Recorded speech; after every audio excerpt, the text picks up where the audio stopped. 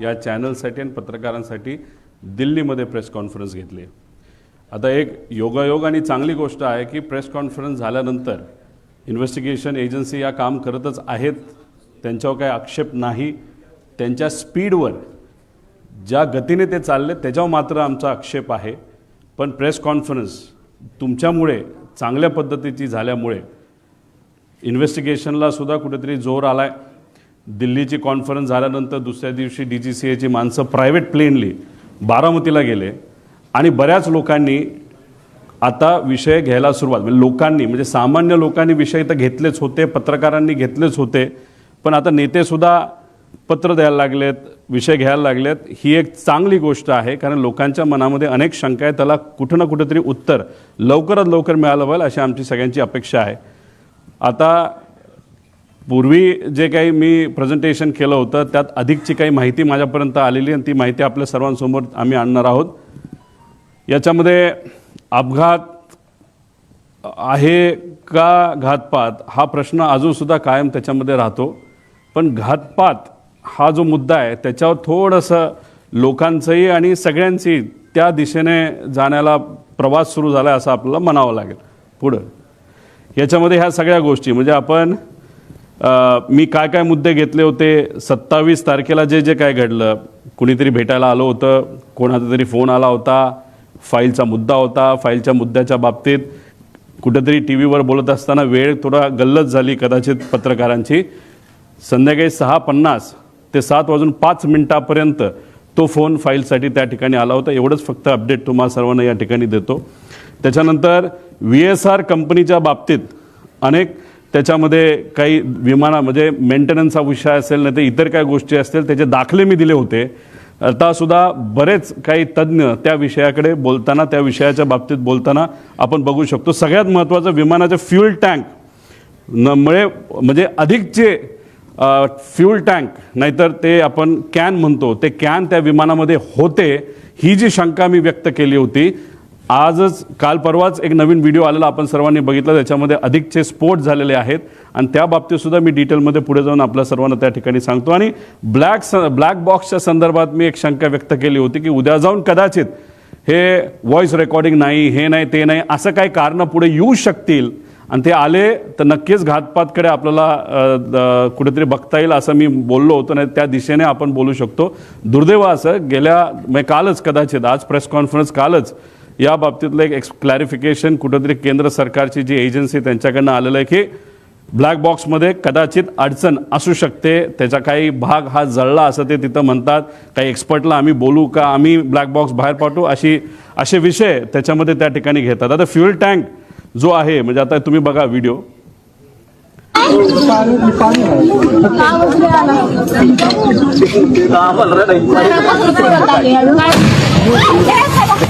आता हा व्हिडिओ आहे, एकच स्फोट आहे असं नाही, असे बरेच झाले होते। आणि एक तुम्ही समजून घ्या की 2023चं विमान जे पडलं होतं ते मोठं होतं आणि ते पडत असताना रनवेवर पडलं होतं। रनवेवर पडलं म्हणजे रनवेची जी सरफेस आहे ती डांबरी होती नाही तर कडक होती। दादांचं विमान जे पडलं होतं तसं कडक सरफेसवर म्हणजे ते रनवेवर पडलं नव्हतं, ते साईडला पडलं होतं। त्यामुळे बॉल तुम्ही घेतला तर बॉल जर समजा फरशीवर टाकला तर बाउंड जास्त होतो आणि तो समजा मातीत टाकला तर कमी होतो। त्यामुळे तो जो इम्पॅक्ट आहे ॲज कम्पेअर्ड त्याची वेलॉसिटी आणि सगळ्या गोष्टी बघितलं तर जिथं दादांचं विमान पडलं तिथं ते कमी व्हायला पाहिजे होतं। पण स्फोट का झाला त्याचं मुख्य कारण जी शंका आम्ही घेतली होती ती नक्कीच कुठं ना कुठंतरी खरी ठरत आहे की नक्कीच त्या विमानामध्ये फ्यूल टँक अधिकचे होते। आणि फ्यूल टँक कुठं असतं की जिथं टॉयलेट असतं म्हणजे जो विमानाचा शेवटचा भाग असतो तिथं ते ठेवण्याची जागा असती आणि त्याच्या मागच्याच बाजूला तिथं ब्लॅक बॉक्स असतो। म्हणजे हे जे म्हणतात की जळलंय नाही तर तिथपर्यंत आग गेली होती आणि त्याच्या पुढच्याच बाजूला म्हणजे पहिले कॅन पेटले आणि नंतर विमानाच्या पंखातलं पेट्रोल पेटलं असं आपल्याला म्हणता येईल। आता हे सगळे डिटेल्स आहेत, 7 वगैरे सगळं, त्याच्यामध्ये पेट्रोल किती लागणार आहे 250 लिटर 400 लिटर ह्याचं ॲव्हरेज आम्ही काढलेलं आहे। हे सगळे गणित त्याच्यामध्ये आहेत। त्याच्यामध्ये आपण जर बघितलं तर मुंबईवरनं हे विमान जात असताना फुल टँक हे भरले होते, म्हणजे ते पूर्ण विमानचे जे पंखे असतात त्या पंख्यामध्ये जो टँक असतो तो फुल भरला होता। अरे फुल कशाला भरायचं, तुम्ही इथून उडत असताना तुम्ही जर उद्या जाऊन लगेचच बारामतीला जाऊन हैदराबादला तुम्ही गेला असता तर हैदराबादला जाऊन तुम्ही तिथं फ्यूल भरू शकला असता. काही लोक म्हणतील अरे बाबा महाराष्ट्राचं स्वस्त आहे, तसं सुरतचं जास्त स्वस्त आहे. पण मग आता 3-3.5 हजार लिटर जर त्याच्यामध्ये फ्यूल बसत असेल तर त्याला 10 रुपयाचा फरक काढला तर 30-35 हजाराचा फरक पडतो, मोठा फरक होत नाही. त्यामुळे एवढं फ्यूल पंखात पण आणि आत पण असं आमचं मत आहे की हे एवढं घेऊन बारामतीच्या दिशेने जाण्याचं कारण काय. आणि जे मी पायलटच्या बाबतीत बोललो होतो की मुद्दामूनच कदाचित त्याचा वापर करून, पायलटचा वापर करून हा घातपात झाला असावा आणि त्या घातपातामध्ये फ्यूल जास्त असलं की मोठा स्फोट होईल हे कुठेतरी शंका लोकांच्या मनामध्ये, आमच्या मनामध्ये ती कुठेतरी खरी ठरताना आपण सर्वजण बघू शकतो. हा तसा या ईमेल प्रमाणे फ्लाईट प्लॅन आहे. पण आम्हाला जे कळालंय तसा ऑफिशियली त्यांनी DGCA सांगितलं नव्हतं त्यांचा फ्लाईट प्लॅन काय. कारण त्याच्यामध्ये विषय एवढाच आहे की ते परत पुण्याला तर ते लँड करू शकत नाही, का पर्यायी एअरपोर्ट द्यावं लागतं. ते पुणे देऊ शकत नाही कारण का तिथं डिफेन्सचं फ्लाईंग सकाळी होतं. त्यानंतर मग त्याला सोलापूर देता येत नाही, त्यात सुद्धा अडचण आहे. त्याला जर दुसरं कुठलं तरी द्यायचं असेल तर ते फक्त चिपी एअरपोर्ट देऊ शकतात. पण ते पण नाही कारण त्यावेळेस तिथं धुक्का असू शकतं. पण असेल तर कुठलं तर मुंबईच असेल. त्यामुळे ते उगाच तुम्ही जो फेरफटका मारला तो न मारता अंदाज घेऊन 3000ची विजिबिलिटी जी 5000 पेक्षा कमी आहे. 5000 हे DGCAचं नॉर्म आहे. एक तर तुम्ही उडायला नव्हतं पाहिजे हा आमचा मुद्दा आहे आणि उडला तरी लँड करण्याचा प्रयत्न तिथं केला नाही पाहिजे. तुम्हाला परत मुंबईला यावं लागलं असतं. आणि पण फ्यूल भरलं होतं, आत अधिकचे टँक होते असं आमचं मत आहे. आणि त्याच्यात परत जाण्यापेक्षा डायरेक्ट हे विमान खाली आदळण्यात आलं, हे मुद्दामून आदळण्यात आलं असं आम्हाला आता त्या ठिकाणी वाटायला लागले. पुढं आता ह्याच्यामध्ये सर्वात म्हणजे विमान टेक ऑफ हे मी तुम्हाला सांगितलं. फ्लाईट प्लॅनची माहिती आपल्याला लागेल. आता फ्लाईट प्लॅनच्या बाबतीत तिथं एक गोपी नावाचा VSIचा हँडलर आहे, लय करामती आहे, मुंबईमध्ये तो बसतो. आता हे काय करतात, फ्लाईट प्लॅन हे मॅन्युप्युलेट करू शकतात. हा जो इन्व्हेस्टिगेशनला उशीर चाललाय ना त्याचा पुढे जाऊन मी पुरावे देणार आहे ना. त्याच्या शेवटच्या बाजूला तर खूप वेगळे पुरावे त्याच्यामध्ये आहे. तर त्याच्यामध्ये मुद्दामून कागदपत्र बनवण्याचं काम हे VSR कडनं सुरू आहे असं आमचं तिथं मत आहे. आणि याच्यामध्ये जर तुम्हाला डॉक्युमेंटेशन बघायचं असेल, इन्व्हेस्टिगेशन एजन्सीला सांगायचे ईमेलचे पुरावे तिथं बघितले पाहिजे. कारण हेड ऑफिस दिल्लीला आहे, दिल्लीवरनं फ्लाईट प्लॅन हा खाली या गोपीकडे आला असावा, गोपीला ते प्रिंट केला असावा, त्याच्यावर सह्या घेतल्या असाव्या. त्यामुळे फ्लाईट प्लॅन आणि हे सगळे डॉक्युमेंट आहेत हे कागदी डॉक्युमेंट न घेता CCTVच्या खाली केलेले त्या तारखेचा CCTV असणारे, नाही तर ईमेलचं प्रूफ त्याच्यामध्ये बघा. हे जे कागदपत्र आता ते सगळे मॅन्युप्युलेट करतील एका खोलीमध्ये बसून, कृपा करून कागदाला कागद जोडण्याचा प्रयत्न त्या ठिकाणी फक्त करण्यासाठी करू नका. डिजिटल प्रूफ आम्हाला पाहिजे, ही मागणी आमच्या महाराष्ट्रातल्या लोकांची आहे. पुढं आता ब्लॅक बॉक्स पुढं जळतो का. आता ह्याच्यामध्ये काय सांगितलंय की ब्लॅक बॉक्स जळला, त्यातली माहिती नाही मिळाली, बरंच काय आहे. आता हे काल परवा तुम्ही बघितलं असेल, सगळ्या तज्ज्ञांनी सांगितलंय की 1100 डिग्री सेल्सिअसला 1 तास जर हा आगीत पडला असेल, ते सुद्धा 1100 डिग्री सेल्सिअसला, तरच कुठं ना कुठं तरी हा ब्लॅक बॉक्सला फटका बसू शकतो. याच्यामध्ये 2 भाग असतात.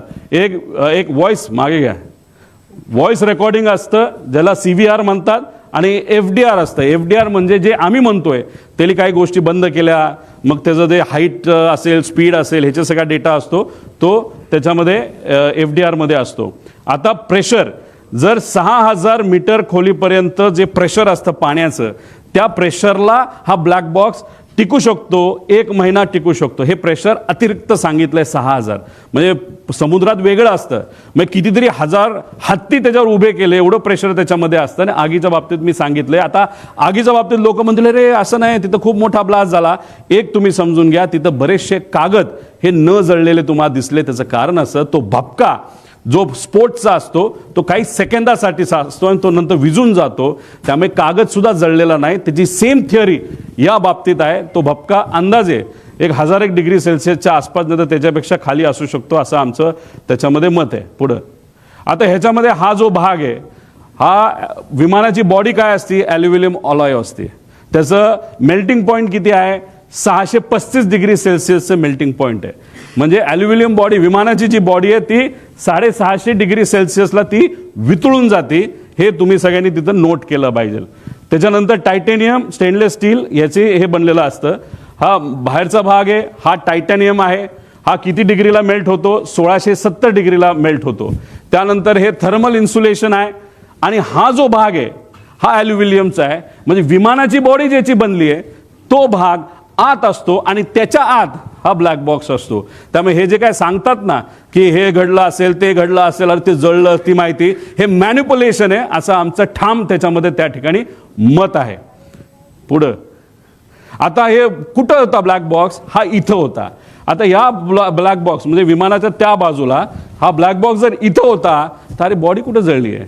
इथं केबल सुद्धा आहेत, पुढे केबल पण आहेत, त्या सगळ्या कॉपरच्या केबल आहेत. कॉपरचा मेल्टिंग पॉईंट अजून कमी असतो, त्या सुद्धा तिथं मेल्ट झालेला नाहीत. मग उगाचच कालचं आज आमचं प्रेझेंटेशन आहे म्हणून काहीतरी द्यायचं, म्हणून काहीतरी माहिती काल दिली असं आमचं त्याच्यामध्ये मत आहे. पुढं हे सगळे उदाहरणं आहेत. ह्याच्यामध्ये हे कुठलं तरी एमिरेट्सचं दिसतंय, एअर इंडिया दिसतंय, हे बँकॉकचं दिसतंय. ह्याच्यामध्ये सगळ्यात मध्ये सेम इंटेन्सिटी, सेम आग, सेम टेम्परेचर सगळं असताना ब्लॅक बॉक्स पूर्णपणे त्याच्यामध्ये मिळालेला आहे. पुढं आता बघा इथं केबल आहे, केबल सगळ्या तुम्हाला दिसतील. अजून तुम्ही व्हिडिओ बघितला तर केबल तशाच्या तशा तुम्हाला दिसतील.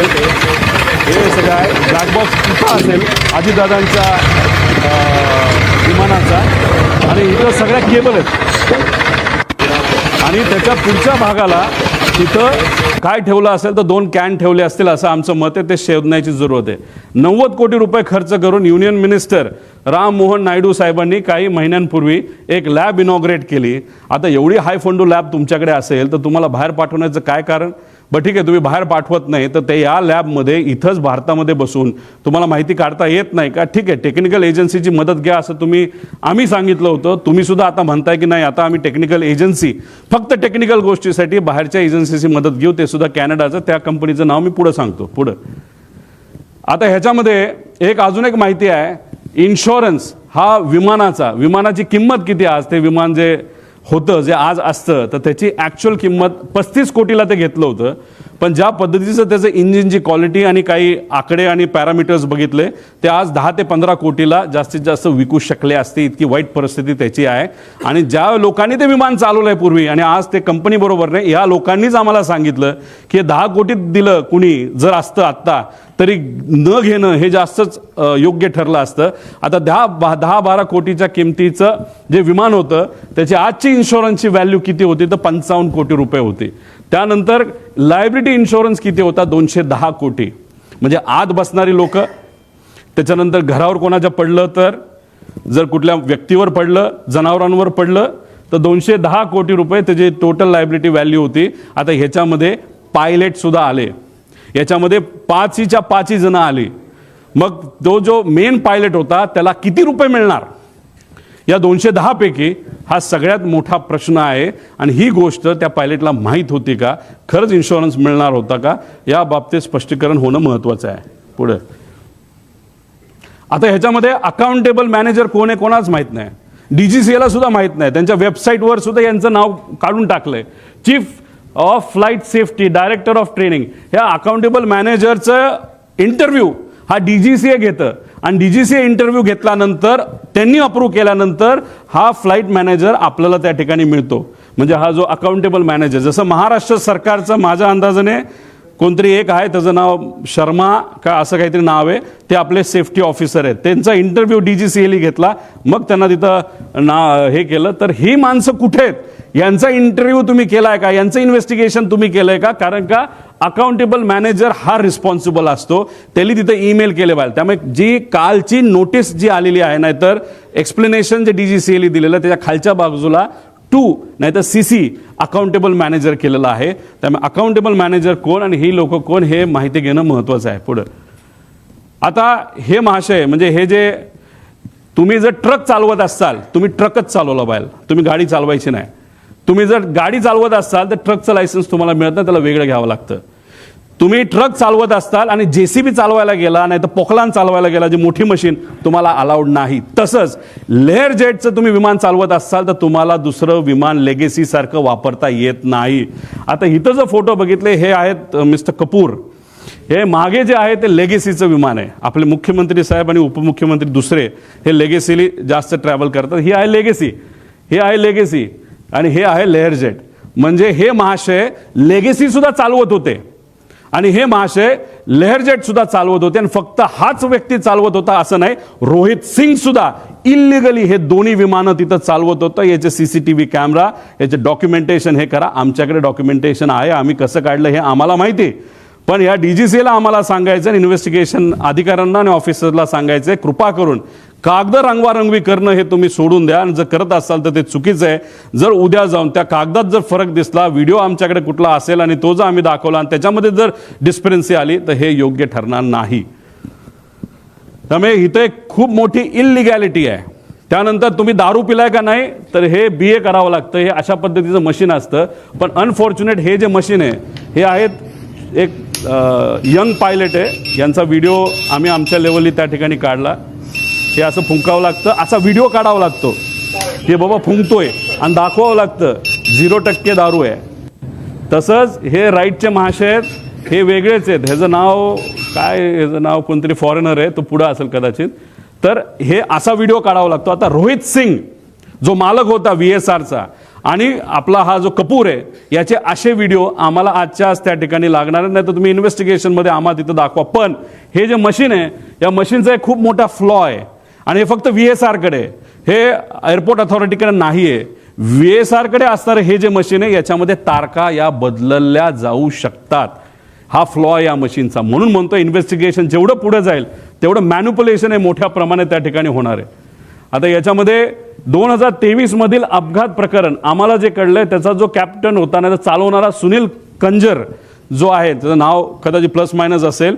जसा कपूर दोनदा त्याला स्थगिती मिळाली होती, त्याचं लायसन्स कॅन्सल झालं होतं दारू पिला म्हणून, तेव्हा हे 2023चं VSRचं मुंबईमध्ये जो ॲक्सिडेंट झाला त्याचा जो सुनील कुंजीर का कंजीर नावाचा जो व्यक्ती आहे, तर त्याचा सुद्धा त्या ठिकाणी दारूच्यामुळे ते दोनदा त्याचं लायसन्स कॅन्सल झाला तो, असं आम्हाला कळतं. म्हणजे जे जे कमर्शियल फ्लाय करतात, मोठे मोठे विमानं, एमिरेट्स, एअर इंडिया वगैरे, तिथं ज्यांना नोकऱ्या मिळत नाही ते सगळे, आणि काही चांगले पण लोक आहेत, खराब नाही, पण काय असे मोठे मोठे लोक सगळे इथं काम करतात. पुढं हे सगळे डॉक्युमेंट्स आम्हाला तिथं लागणार आहेत. आता हा कार्लोस नावाचा जो माणूस आहे गृहस्थ, हा व्हेनेझुएलाचा आहे, इंटरनॅशनल त्याचं लायसन्स आहे.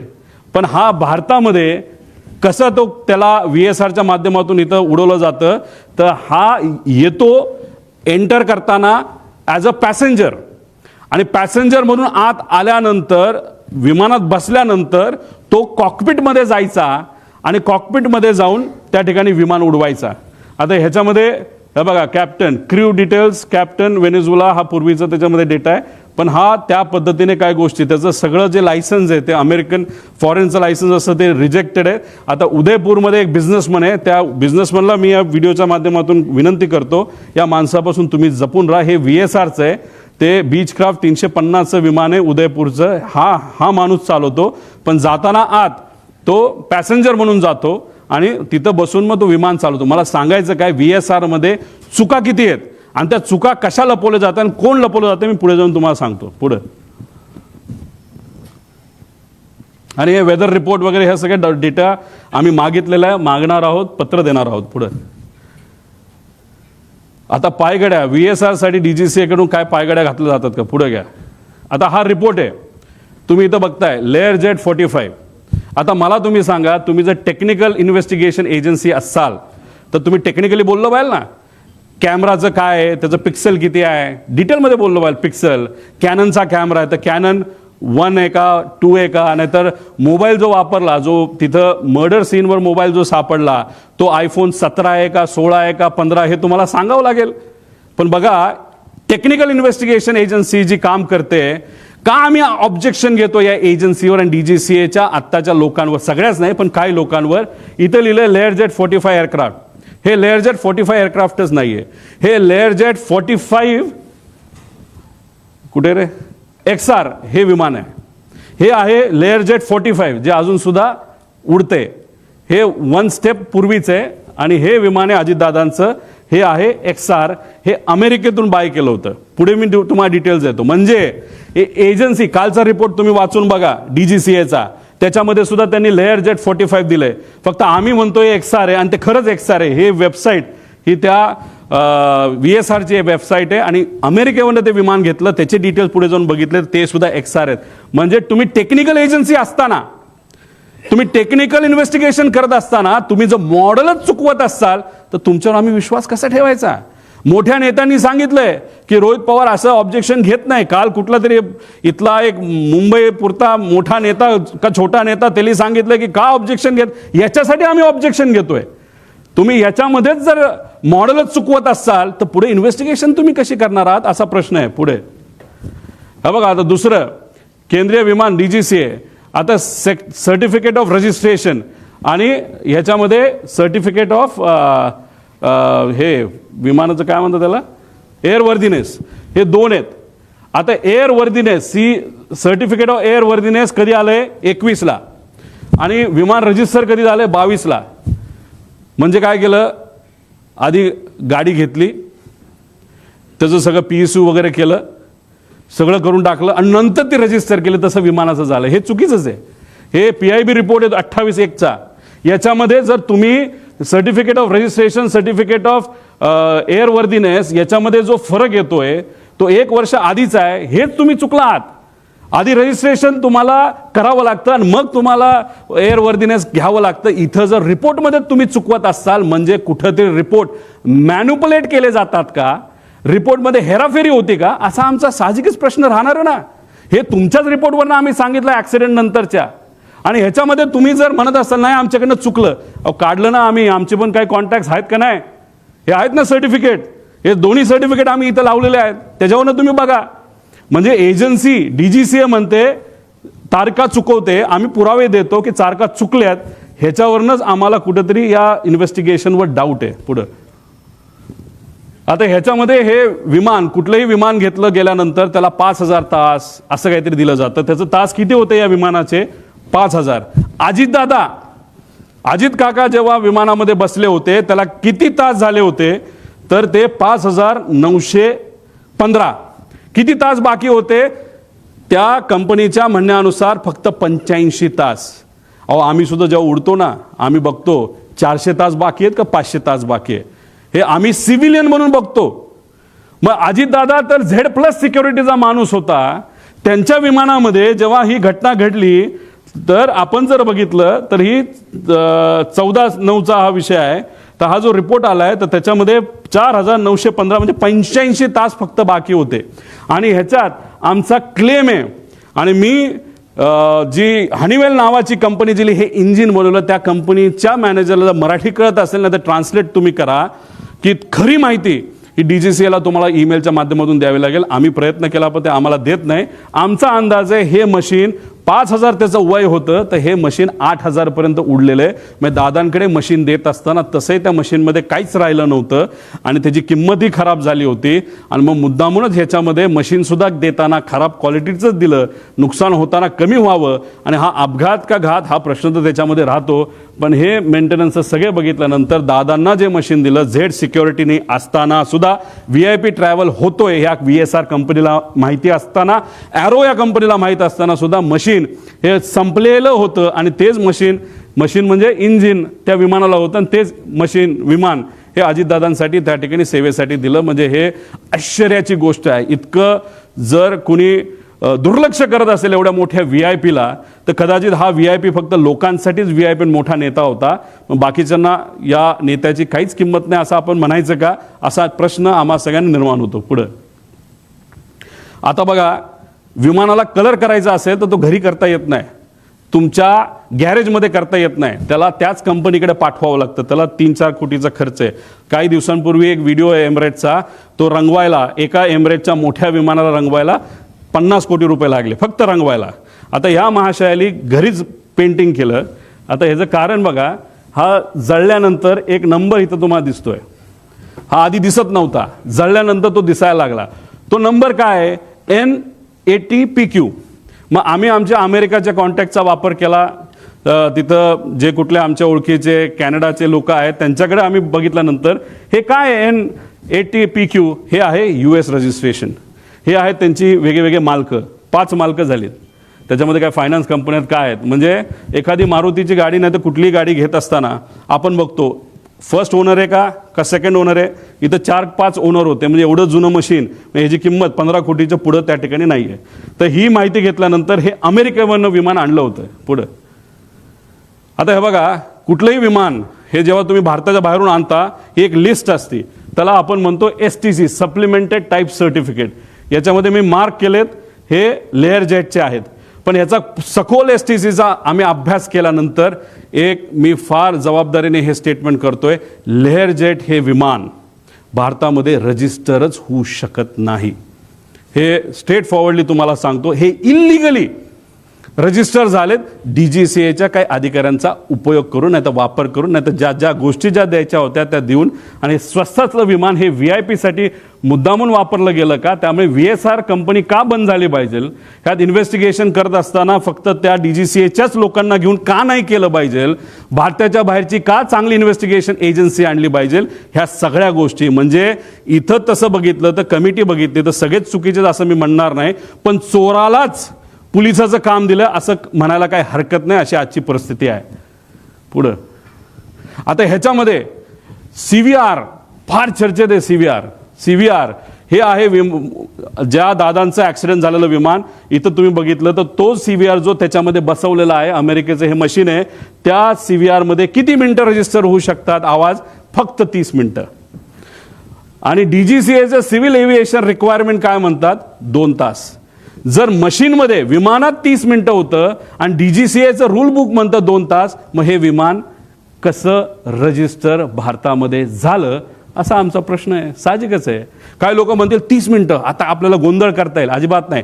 ॲक्सिडेंट झाल्यापासून 30 मिनिटं, तो एक फायदा आपल्याला आहे. म्हणजे शेवट 30 मिनिटामध्ये काय झालं हे आपल्याला बघता येईल. आणि खास करून शेवटच्या 1.5 मिनिटामध्ये काय झालं हे सगळ्यात जास्त महत्त्वाची गोष्ट आहे.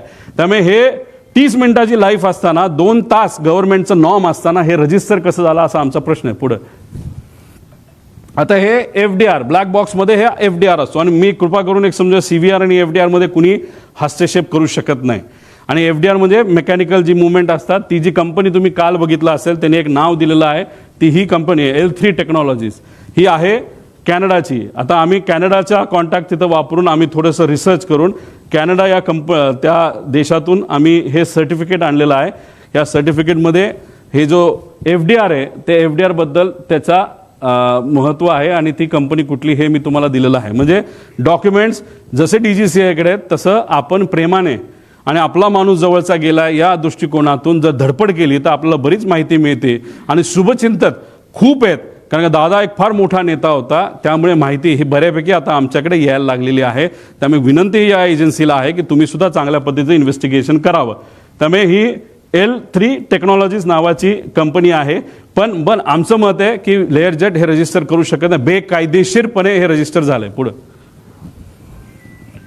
आता ह्याच्यामध्ये सप्लिमेंटल टाईप जे हे आहे सर्टिफिकेट, आता ह्यात रिव्हॅलिडेशन वगैरे जे आहे FFA STC for Indian operations, VSR आणि DGCA हे सगळ्या गोष्टी आता ह्याच्यामध्ये सांगितलं की DGCA आणि VSR मध्ये फार जवळचे संबंध होते. ते संबंध कसे होते हे मी पुढे सांगतो. पुढं आता ह्याच्यामध्ये आपण बघितलं की ह्यात ऑर्डर काढली, ही इन्व्हेस्टिगेशनची ऑर्डर आहे. आता ही कधीची आहे? तारीख आहे 2/2, म्हणजे अपघात झाल्यानंतर 4 दिवसाले. का मोठा नेता नव्हता का? त्याच दिवशी काढायला काय झालं होतं का दुसऱ्या दिवशी? जसे इन्व्हेस्टिगेशन करण्यासाठी काय फॉरेन्सिकची लोक संध्याकाळी पोहोचली निवांत, कुठे जेवायला गेले असतील, कुठे फिरायला गेले असतील, आणि एवढा मोठा नेता जाऊन सुद्धा अख्खं जग तिथं आलं होतं. आणि हे इन्व्हेस्टिगेशन आणि फॉरेन्सिकचे लोक संध्याकाळी 8ला का 7ला का कधीतरी तिथं पोहोचले असं आम्हाला कळालं. ते ह्याच्यामध्ये तुम्ही 4 दिवसानंतर एजन्सी काढता, ह्याच्यामध्ये हे सगळी लोक DGCAची आहे.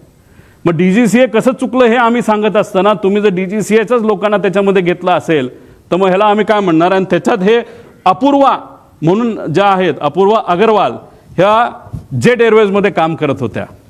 जेट एअरवेजचं काय रिलेशन आहे हे मी तुम्हाला सांगतो. पण ह्याच्यात एकाला सुद्धा लेअर जेट विमान कसं असतं, काय असतं, टेक्नॉलॉजिकल काय ॲडव्हान्समेंट आहे, एकाला सुद्धा याच्यामध्ये माहीत नाही. ही आजची परिस्थिती. आणि अशा लोकांना ज्याला विमानच कसं होतं, लेअर जेटमध्ये काय कॉम्प्लिकेशन असतात, काय टेक्नॉलॉजिकल ॲडव्हान्समेंट आणि प्लस मायनसेस असतात हे माहिती नसताना सुद्धा नावापुरती ही एजन्सी बनवली.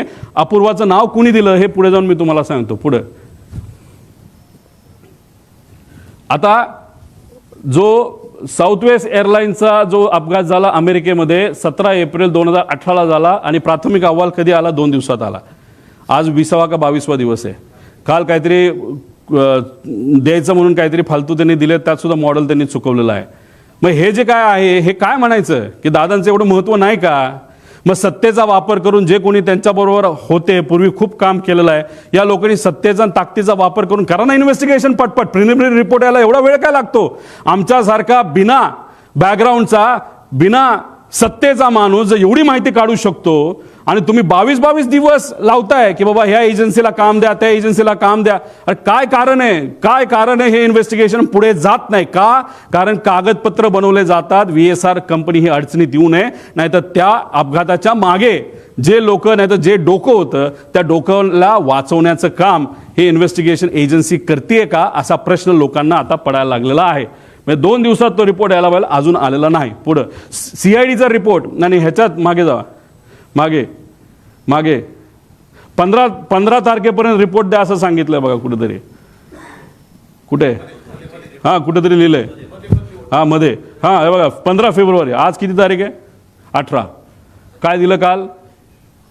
आणि त्याच्याच बरोबर खाली लिहिलं बघा, अकाउंटेबल मॅनेजमेंट ऑफ VSR. अरे कोण आहे अकाउंटेबल मॅनेजर? कोणाच माहीत नाही. मग नुसतं दाखवायचं म्हणून दाखवलं. मग अकाउंटेबल मॅनेजरला तुम्ही घेतलं का ताब्यात? नाही घेतलं. मेंटेनन्स मॅनेजरला घेतलं? नाही घेतलं. पुढे घ्या. आता हे सगळ्यात महत्त्वाचं आहे, हे नोट करा. आम्ही बघत होतो की VSR कंपनीवर कारवाई का होत नाही, VSR कंपनीवर कारवाई का होत नाही. ह्याच्या खोलात गेल्यानंतर आम्हाला कळालं की रोहित सिंग नावाचा जो VK सिंगचा मुलगा आहे, भारी भारी गाड्या आहेत त्याकडे, गाड्या घ्यायला काही हरकत नाही. 5 स्पोर्ट्स कार आहेत. एका गाडीची किंमत 7 कोटी असेल, 35 कोटीच्या तर गाड्या आहेत त्याच्या. मुंबईचं त्यांचं जे डेलचं जे गेस्ट हाऊस आहे त्याच्या खाली 1-2 गाड्या लावल्यात, बाकी कुठे ते आम्हाला माहीत नाही. ह्या रोहित सिंगचं लग्न होतं 1.5-2 वर्षापूर्वी मॅरियट जयपूरला, राजस्थानमध्ये. तिथं कोण कोण गेलं होतं? कोणाकडे फोटो? आमच्याकडे काही लोकांकडे फोटो ते माझ्यापर्यंत आले नाहीत, पण येतील. पण ते मी वापरणार नाही, कारण कधी कधी आपण लग्नाला जात असतो. आमचं हे म्हणणं नाही की घातपात करणारे लोक तिथं गेले होते, नाही तर आमचं जे ऑब्जेक्शन ते अजिबात नाही. आमचं फक्त म्हणणं आहे VSRवर इन्व्हेस्टिगेशन का होत नाही, त्याचं कारण कदाचित असं असू शकतं की रोहित सिंगच्या लग्नामध्ये बरेच महाराष्ट्रातले सुद्धा सत्तेतले काही लोक, नेते, काही माजी मंत्री सुद्धा या निगडीत असणारे, आणि काही दुसऱ्या राज्यातले. त्यातलं एक राज्य आम्हाला कळलंय ते म्हणजे आंध्र प्रदेश. आंध्र प्रदेशचे TDP या पक्षाचे प्रमुख नेते, ते कोण मी सांगणार नाही, पुढच्या काही ह्याच्यामध्ये मी मला माहिती आहे का, तर 100% माहिती आहे. TDPचे एक प्रमुख नेते त्या लग्नाला, रोहित सिंगच्या VSRचा जो मालक आहे त्याच्या लग्नाला राजस्थानला हे गेले होते. मग VSRच्या मालकाच्या मुलाच्या लग्नाला तुम्ही तिथं जाता, आणि आज VSR या कंपनीवर जेव्हा ऑब्जेक्शन घ्यायचं असतं, त्याचे ऑपरेशन बंद करायचे असतात, तेव्हा तिथं मंत्री महोदय, TDP या पक्षातले, या देशाचे जे एव्हिएशन मिनिस्टर आहेत, ते कुठेतरी म्हणतात no safety concern with Learjet aircraft VSR venture aviation minister. का ऑब्जेक्शन आम्ही नाही घेतलं पाहिजे? का दादांचा अपघात झाल्यापासून, का घात झाल्यापासून आतापर्यंत या राज्याचे सुद्धा मंत्री VSRली प्रवास करतायत का? का आतापर्यंत इतर राज्यांमध्ये सुद्धा VSR चालू आहे का? प्रश्न आहेत ना. आमचं धडधडीत डायरेक्ट म्हणणं आहे की सत्तेतले बरेचसे लोक हे VSRच्या मालकांच्या निगडीत आहेत. काही लोकांचे व्यवसाय आहेत. हैदराबादचा एक कुठला तरी मोठा व्यावसायिक आहे, तो कोणाच्या जवळ आहे याच्या खोलात सुद्धा मी जात नाही. त्याची 2 विमानं आहेत आणि दोन्ही विमानं VSRच्या नावाली आहेत. आणि आज सत्तेत जे लोक आहेत त्याच्या जवळ असणारा तो माणूस आहे, आणि कदाचित त्या माणसाकडे तिकडं त्या भागातलं एक छोटंसं पोर्ट सुद्धा असावं त्या राज्यातलं. फक्त एकच आहे, बाकी कुठले पोर्ट त्याचे नाहीत. मग कोण आहे हा माणूस? तिथं कोणाची सत्ता आहे? आणि ती सत्ता तिथं त्या ठिकाणी असताना त्या TDP या पक्षाचे नेते जर रोहित सिंगच्या लग्नाला तिथं जात असतील, आणि TDPचाच नेता आज जर तिथं एव्हिएशन मिनिस्टर असेल, आणि VSR कंपनी आतापर्यंत बंद होत नाही, त्याचे ऑपरेशन तसेच चालू राहतात, कागदपत्र त्या ठिकाणी रिअलाइनमेंट करणं, नाही तर त्याचं मॅन्युप्युलेशन करणं, असं आमचा त्याच्यामध्ये म्हणणं आहे. आणि आज रोहित सिंग आहे कुठं? आज रोहित सिंग भारतामध्ये नाही. अपघात झाल्यानंतर मायामी अमेरिकेमध्ये तो गेलाय. त्यांची दुबईमध्ये सुद्धा कंपनी आहे, अमेरिकेमध्ये सुद्धा कंपनी आहे. ही सगळी विमानं टप्प्याटप्प्याने हे दुबईच्या आणि अमेरिकेच्या कंपनीमध्ये ट्रान्सफर केली जातील. आज आम्ही सगळे दुःखात आहोत, आज आम्ही तिथं लढत आहोत, पण ज्या कंपनीच्या माध्यमातून हा घात झाला नाहीतर हा अपघात झाला त्याचा मालक मात्र आज भारतात नाही. त्याला कुणी मदत केली बाहेर जाण्यासाठी? कुणी त्याचा तिथं इन्व्हेस्टिगेशन लगेच करून त्याला लगेच ताब्यात घेऊन लगेच तुम्ही इन्व्हेस्टिगेशन नाही तर त्याचं तिथं चर्चा करून आणायला पाहिजे होती. पण हे महाशय गेले कुठं? तर मायामी, अमेरिकेमध्ये त्या ठिकाणी गेलेले आहेत. आता ही बातमी एक ग्रेट आंध्रा नावाचा पेपर आहे, AP minister bought private jet. त्या जेटचं मला पॅटर्न सुद्धा माहिती आहे, त्याचं मॉडेल सुद्धा मला माहिती आहे, ते कोणाचं आहे हे तिथले लोक आपल्या सर्वांना त्या ठिकाणी त्या राज्यात सांगतील. माझं मत आहे की या VSR कंपनीला मुद्दामून वाचवण्याचा प्रयत्न केला जातोय. एवढा मोठा माणूस, महाराष्ट्राचा नेता गेल्यानंतर सुद्धा या सत्तेत असणारे काही लोक मुद्दामून या मालकांना वाचवत आहेत. म्हणजे दादा गेले याचं दुःख यांना नाही, पण पैसा आपला वाचला पाहिजे, मैत्री आपली टिकली पाहिजे, या अनुषंगाने VSRला मदत करतात. म्हणून आमचं मत आहे की आज नाही तर उद्या VSR कंपनीला बंदी घातली पाहिजे आणि इन्व्हेस्टिगेशन करत असताना त्याच्यामध्ये सुद्धा काही चेंजेस केले गेले पाहिजे. त्याच्यामध्ये तुम्ही 5 कुठले तरी घेतले, CBIला देत आहे, चांगली गोष्ट आहे, CID तर आहेच, पण याच्याच बरोबर एक वर मॉनिटरिंग एजन्सी आम्हाला असावी. राज्यात विरोधी पक्ष नेत्यांना त्याच्यात घ्यावं. दुर्दैवाने महाराष्ट्रात कोणी विरोधी पक्ष नेता नाही, पण हा विषय फार मोठा आहे. प्रायव्हेटली फार मोठे सेलिब्रिटी ट्रॅव्हल करतात. त्यामुळे आमचं मत आहे की देशातले जे विरोधी पक्ष नेता वरचा आणि खालचा जो आहे, राहुल गांधीजी आणि वर जे असतील त्यांना याच्यामध्ये त्या ठिकाणी घ्यावं, काही खासदारांना घ्यावं, खाली काही फॅमिली मेंबरला घ्यावं. तो जो पक्ष आहे जो बाधित आहे, नाही तर अजितदादा ज्या पक्षाचं प्रतिनिधित्व करत होते त्यातल्या काही लोकांना घ्यावं, पण त्यातले काही खूपच एव्हिएशनच्या अनुभवी लोक आहेत, त्यांचं काय करायचं हा निर्णय त्यांनी त्या ठिकाणी घ्यावा. मग अशा पद्धतीने आणि जज, एक्स जज याच्यामध्ये घ्यावा आणि ही मॉनिटरिंग एजन्सी तुम्ही तिथं घ्यावी. आणि ह्याच्या अंडर CBI अंडर मतलब CBI जो काम करेल तो रिपोर्ट बघेल, CIDचा रिपोर्ट बघेल, एक एक्सटर्नल एजन्सीचा रिपोर्ट बघेल, पण हे केल्याशिवाय याच्यामध्ये पारदर्शकता येणार नाही असं आमचं ठाम मत आहे. मॅरिटचं तुम्हाला सांगितलं, ते आम्ही तारखा पण काढू, काही फोटो आमच्यापर्यंत आलेत, काही डॉक्युमेंट्स आमच्याकडे आलेत, कोण कसं काय, फक्त ते आत्ता वापरलेलं नाही कारण का मला ह्याच्यात राजकारण आणायचं नाही. पण एक गोष्ट आहे की काही लोक मुद्दामून ह्याच्यात राजकारण आणि मैत्री आणतायत आणि पैसा आणि इन्व्हेस्टर पण मी देऊ शकतो, पण इन्व्हेस्टरच्या खोलामध्ये मी जाणार नाही. इन्व्हेस्टरचं काही डायरेक्ट रिलेशन असेल असं नाही, पण इन्व्हेस्टर मोठे मोठे असल्यामुळे, शेकडो कोटीचा विषय असल्यामुळेच कदाचित या कंपनीला वाचवलं जात आहे. त्यामुळे त्या इन्व्हेस्टरला मला म्हणायचं तुम्ही खूप मोठे आहात, हजारो कोटी तुमच्याकडे आहेत. आमचा काका, आमचे दादा त्याच्यामध्ये गेलेले आहेत. 100-200 कोटीसाठी हे इन्व्हेस्टिगेशनला कृपा करून कुठल्या नेत्याचं नाही तर कोणाचं वजन टाकून तुम्ही हे मॅन्युप्युलेट करण्याचा प्रयत्न त्या ठिकाणी करू नका. कारण की इन्व्हेस्टिगेशन एजन्सी काम करेलच, पण आम्ही काय शांत बसू असं जर तुम्हाला वाटत असेल तर आम्ही शांत बसणार नाही, कारण आमचा काका, आमचा नेता याच्यामध्ये गेलेला आहे. पुढं आता मुख्य पायलट सुमित कपूर, याच्यामध्ये हे सगळे आम्ही विषय त्याच्यामध्ये मागितलेले आहेत. त्यांना कौटुंबिक अडचण होती. आता ती कौटुंबिक अडचण खूप खोलात जाऊन मी म्हणणार नाही, आणि त्या विषयाला धरून त्याचं ब्लॅकमेल तिथं झालं असावं, आणि मग ते ब्लॅकमेल त्या ठिकाणी झालं असल्यामुळेच ते जे काही घटना घडल्या अशी शंका आहे की त्यांनी मुद्दामूनच त्या घटना त्या ठिकाणी घडून आणल्या. कारण बऱ्याच एक्सपर्टशी बोलल्यानंतर विमान ज्या पद्धतीने कळलं ते मुद्दामून मॅन्युअली, आणि ट्रान्सपॉन्डर हे विषय तुम्हाला त्या आधीच्या ह्याच्यामध्ये सांगितलेलं आहे. याच्यात खोलात जाऊन चर्चा करायची जरूरत आहे. पण त्यांना दारू प्यायची खूप सवय होती. जेटमध्ये असताना त्यांचा पगार 10 ते 12 लाख होता, पण आत्ता या कंपनीमध्ये आल्यानंतर कारण त्यांचं लायसन्स बंद झालं होतं, ते 3 वर्ष बंद होतं. कोविडच्या काळामध्ये त्यांना काम मिळालं नाही. 5 वर्ष ते बिना पैशाचे होते, नाही पगाराचे होते, आणि त्यानंतर लेअर जेटमध्येच त्यांना संधी का दिली? कारण लेअर जेट बघतच नाही काय की कोण कसला आहे, काय कोणाला काय अनुभव आहे, कोण कुठं दारू पिला होता का काय वेगळं केलं होतं. आणि लेअर जेटमध्ये आल्यानंतर त्यांचा पगार 12 लाखावरनं 3.5 लाखावर आला, आणि त्यात 25,000 रुपये का 20,000 रुपये प्रत्येक एका विमानाच्या फेरीला त्या ठिकाणी ते वापरायचे. असे जर 10 फेऱ्या केल्या तर 2.5 लाख आणि 3-3.5 म्हणजे 6 लाखाचा पगार त्याच्यामध्ये होता. 5 वर्ष पगार नसल्यामुळे आणि हा पगार मोठ्या प्रमाणात कमी झाल्यामुळे आणि मोठे मोठे विस्कीचे ब्रँड त्यांना प्यायला त्या ठिकाणी लागायचा, त्याचा खर्च जास्त असल्यामुळे आणि व्यक्तिगत एक कुठला तरी विषय ज्यामुळे ते डिप्रेशनमध्ये होते, आणि ह्या सगळ्या गोष्टीचा उपयोग घेऊन त्यांच्यावर प्रेशर टाकून कुणी ब्लॅकमेल करून काय घटना घडली का असं आमचं डाऊट आहे. हे क्लिअर करणं महत्त्वाचं आहे. पुढं रोहित सिंग, शोधा आता ह्या माणसाला कुठे आहे, तो कुठे आहे. कोणाचा मुलगा आहे, मुलगा तर VK सिंगचाच आहे, त्याच्यामध्ये DGCA काय रिलेशन आहे, DGCA बद्दल तो काय म्हणायचा, कुछ भी हो मॅनेज होता है, कर सकते है, कुछ प्रॉब्लेम नाही, कसं कसं मॅनेज केलं याचे पूर्ण डॉक्युमेंट आहे. पण हे प्रेझेंटेशनमध्ये 2 तास जाईल, या खोलात झालं नाही. माझ्या अंदाजाने हा कुठेतरी मायामी, फ्लोरिडा, युनायटेड स्टेट, म्हणजे आपण, तुम्ही पत्रकार, आम्ही सर्वजण जमिनीवर आहोत. दादांना काय झालं हे शोधतोय, लोक शोकांतिक आहेत, काय झालं दादांचं हे ते विचार करतात. हे महाशय मायामीला बीच साईडला बसून काय तिथं करतात देवाला डोळे.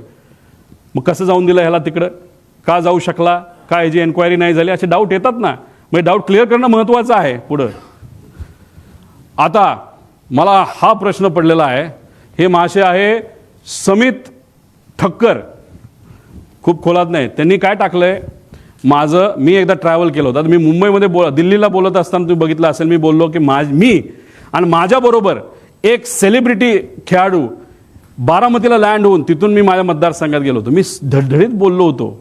पण या महाशयाने मला ट्रोल करण्यासाठी, मला ट्रोल करण्यासाठी दुसरं काहीच नाही ना.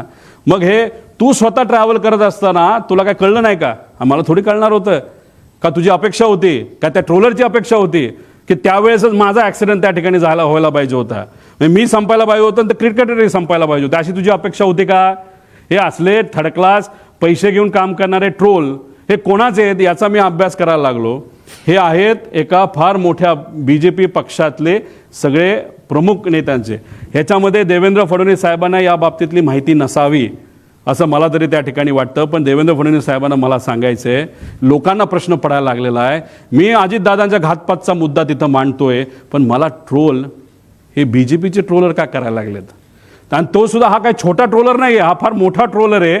आणि हा एकदा एखादी ट्विट टाकली नाही तर मेसेज टाकला की हे जे बगल बच्चे जे आहेत पैसे घेऊन काम करणारे, हे सुद्धा त्या ठिकाणी रिट्वीट करतात आणि रिट्वीट माहिती करतात. आणि अजून एक मी आत्मविश्वासाने सांगतो, आणि काही लोकांकडे ते पुरावे आहेत, ह्याच माणसाली 2 दिवस आधी 28 तारखेच्या 2 दिवस म्हणजे ॲक्सिडेंटच्या 2 का 3 दिवस आधी एक अशी ट्विट केली होती आणि ती 7.5 मिनिटांनंतर त्यांनी डिलीट केली. आणि त्या ट्विटमध्ये दिलं होतं पुढच्या 2 दिवसामध्ये एक अशी घटना घडणार आहे, त्याच्यामध्ये महाराष्ट्राच्या राजकारणामध्ये खूप मोठा भूकंप येऊ शकतो, असं काहीतरी त्या महाशयाला लिहिलं होतं.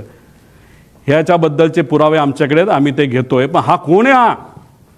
आणि हे जे आहेत ना सगळे हे ट्रोल करणारे, हे सगळे कोण आहे? कुठलं आहे? अहिल्यानगर, हे सगळे BJPचे ट्रोलर्स आहेत सगळे. त्यांचे ते पेजेस काढतात, पैसे देऊन काम करणारे लोक आहेत सगळे. आता इथं तर मी काय बोललो आणि देवेंद्र फडणवीस साहेब काय बोलले? साहेब, देवेंद्र फडणवीस साहेब, याच्यामुळे आता लोकांना वेगळी शंका त्याच्यामध्ये यायला लागली. रोहित पवार भावनेच्या भरामध्ये मुद्दे मांडतोय, टेक्निकल मुद्दे, अराजकीय बोलतोय, पण भाजप मला ट्रोल करते. मग ट्रोल करायचं कारण काय, असा प्रश्न आता लोकांना त्याच्यामध्ये पडायला लागलेला आहे. त्यामुळे तुम्ही तुमच्या होम मिनिस्ट्रीचा वापर करून, आता या ठक्करला तर आम्ही काय सोडणार नाही, समित का कोण आहे त्याची माहिती आम्ही काढल्याशिवाय राहणार नाही. पण असे जे ट्रोल आहेत हे आज मला ट्रोल का करतायत? एक परसेप्शन करण्याचा प्रयत्न करतायत की मला वेळ लागलाय. हो, प्रेमापोटी मला वेळ लागले, पण वेळ दोन्ही गोष्टीचं असतं. एक वेळ जे तुला लागले पैसे घेऊन काम करायला, आणि मला माझ्या काकाला काय झालं, माझ्या दादाला काय झालं हे शोधण्याचं वेळ मला लागलंय. आणि हे मला फक्त एकट्याला लागलं नाही, महाराष्ट्रात तमाम जनतेला त्या ठिकाणी लागलंय. त्यामुळे अशा पद्धतीनं माझं ट्रोलिंग तिथं केलं जाते. आणि काही महाशय कॅश बॉक्सवाले, त्याचं नाव वेगळं असेल, त्यांनी सुद्धा आता आम्हाला ट्रोल करायला सुरुवात केली. काय हरकत नाही, तुला किती पैसा वापरायचा वापर, कारण तुमच्याकडे पैसेवाले लोक आहेत, आमच्याकडे स्वाभिमानी मराठी माणसं आहेत. आणि त्या लोकांना आम्हाला सांगायचं आहे की ठीक आहे, तुम्ही मला पाण्यात बघता का काय, पण एक समजून घ्या, माझे आजोबा फार मोठे आहेत, माझे काका मोठे होते, आणि मी रोहित पवार आहे, आणि मी या महाराष्ट्राचा स्वाभिमानी नागरिक आहे. आणि माझ्याबरोबर दादांची एन्क्वायरी करण्यासाठी मागणी करणारे महाराष्ट्राचे तमाम स्वाभिमानी नागरिक आहेत. हे असे चिरकुट पैसे घेऊन काम करणारे ट्रोल या ठक्कर का कोण आहे त्यासारखे नाहीत. त्यामुळे हे लोक मला ट्रोल करतात, याच्यावरून लोकांना आता वेगळ्या शंका यायला लागलेल्या आहेत. पुढं बाळ झालं ना, काय राहिलं का? हां, या पुढं. अरे पुढं घे ना, काय राहिलं काय? हो, आधार कार्डची माहिती. म्हणजे आता बघा, मी इथं मरमरून मीडियाचा चांगल्या पत्रकारांचा उपयोग करतो, काय अधिकारी काय माझी आहे, आणि माझा वेगळा सोर्स आहे, अमेरिकेत इकडं तिकडं सगळी माहिती आम्ही काढतोय. मला माहिती मिळायला केवढी अडचण आहे बघा. पण आता मी ज्या विमानाने ट्रॅव्हल केलं, ज्या सेलिब्रिटी बरोबर मी ट्रॅव्हल केलं, त्या विमानात ट्रॅव्हल करताना जी इन्फॉर्मेशन, जे आमचे डॉक्युमेंटेशन प्रूफ हे एअरपोर्ट अथॉरिटीला आम्ही देत असतो विश्वासाने, की हा आमचे प्रूफ आहे, हो आम्हीच ते आहोत, हे आम्ही विश्वासाने तिथं देत असतो, ती सगळी माहिती या ट्रोलरला दिली जाते. मग एअरपोर्ट अथॉरिटीचं असं कोण आहे का एअरपोर्ट अथॉरिटीचे लोक ट्रोलरला माझ्याबद्दलची माहिती देण्यासाठी तिथं करतात? सगळी माहिती, फक्त माझी नाही, त्या सेलिब्रिटी क्रिकेटरची सुद्धा माहिती दिली. अरे लाजबीज वाटते का नाही? मग आम्ही कष्ट करून माहिती काढतो आणि या ट्रोलरला फुकटात माहिती तिथं जर मिळत असेल तर याच्या मागे वेगळी अजून शक्ती आहे का, असा सुद्धा प्रश्न इथं निर्माण झाल्याशिवाय राहत नाही. आणि मग हे एअरपोर्ट अथॉरिटी असू शकतं, VSR असू शकतं, काय म्हणजे आम्ही इथं वेगळी इन्फॉर्मेशन मागतोय आणि आमच्या ट्रोलरला कुणीतरी ऑथेंटिक आणि सिक्रेट इन्फॉर्मेशन हे ट्रोलरला, ते सुद्धा भाजपच्या ट्रोलरला दिली जाते. याच्यावरनं शंका 100% आता आमच्या मनामध्ये त्या ठिकाणी निर्माण व्हायला लागली. पुढे आता हु इज श्वेता सिंग याचा थोडासा अभ्यास करावा. थोडक्यात तुम्हाला सांगतो, या आपल्या महाराष्ट्राच्या सुनबाई होत्या, आता नाही आहेत, त्या DGCA मध्ये काम करतात. फार मोठ्या फॅमिलीमध्ये त्यांचं लग्न झालं होतं आणि आज जो सत्तेत पक्ष आहे मोठा, त्याच्या निगडीत असणारी हे कुटुंब होतं. त्या कुटुंबामध्ये फार भावनिक गोष्ट झाली, ती कधीच आपण विचार करू शकत नाही, याचा अंदाज तुम्हाला आहे. आणि ह्या आज त्या DGCA मध्ये बसून त्यांच्या कॉन्टॅक्टचा वापर करून हे फार मोठ्या प्रमाणात तिथे एक रॅकेट चालवतात. आणि त्या ज्या मगाच्या अपूर्वाचं नाव घेतलं, त्या एअर इंडिया आपलं जेटमध्ये होत्या, या सुद्धा जेटमध्ये होत्या आणि ह्यांनीच त्यांना त्या समितीमध्ये टाकलंय असं आमचं मत आहे. यांचा रिसर्च, तुम्ही जर रिसर्चवाले पत्रकार असाल तर त्या करा, पण आमच्या या इन्व्हेस्टिगेशनमध्ये, नाही तर हे इन्व्हेस्टिगेशन चालू असताना श्वेता सिंगला तिथं ठेवू नका अशी आमची जाब मागणी आहे. कारण या वेल कनेक्टेड आहेत आणि ह्यांचा संपर्क फार वरच्या लेवलला पोहोचलेला आहे. त्यामुळे या व्यक्तीला त्या DGCA मध्ये न ठेवणं हे महत्त्वाचं आहे. आणि चौकशी समितीबद्दल मी तुम्हाला काय गोष्टी सांगितलं, आणि CBIची चौकशी केली जाते, CID आहे, पण CIDचा रिपोर्ट कुठे आहे? CID आतापर्यंत काय केलं, कुठला CCTV घेतला, हे रिपोर्ट येणं महत्त्वाचं आहे. सांगा ना तुम्ही लोकांना, पब्लिकला येऊन आतापर्यंत आम्ही हे केलं ते केलं, आणि त्या पद्धतीने माहिती लोकांपर्यंत यायला काय हरकत आहे? CBIची मागणी करत असतील तर त्याचा अर्थ दिल्लीकडे त्यांनी त्या ठिकाणी बघितलं असावं. दिल्ली आता CBI आणि बाकी एजन्सीला घेतलं तर हे होऊ शकतं. आता ह्याच्यामध्ये बाकी आहेत. आता भारताकडे सरकारी विमान आहे 2004चं, हे 10चं होतं पडलेलं, 4चं सायटेशन XLS. आता हे विमान असून बंद पडले, वापरत नाहीत. आणि याचे 2 जे पायलट आहेत ते नुसते निवांत बसून असतात. आणि अजितदादांच्या बुकिंगमध्ये जो ग्रुप मी तुम्हाला सांगितलं ॲरोचा, त्याच्यामध्ये सुद्धा हे पायलट आहेत, सरकारी पायलट आहेत पगारावर, हे सुद्धा त्या ग्रुपवर आहेत. पूर्वी एक पायलट होते, ते रिटायर झालेत, त्यांचं नाव मला आठवत नाही, काय रे नाव काय असेल, ते स्वतः कर्वे म्हणून होते, स्वतः तिथं जायचे.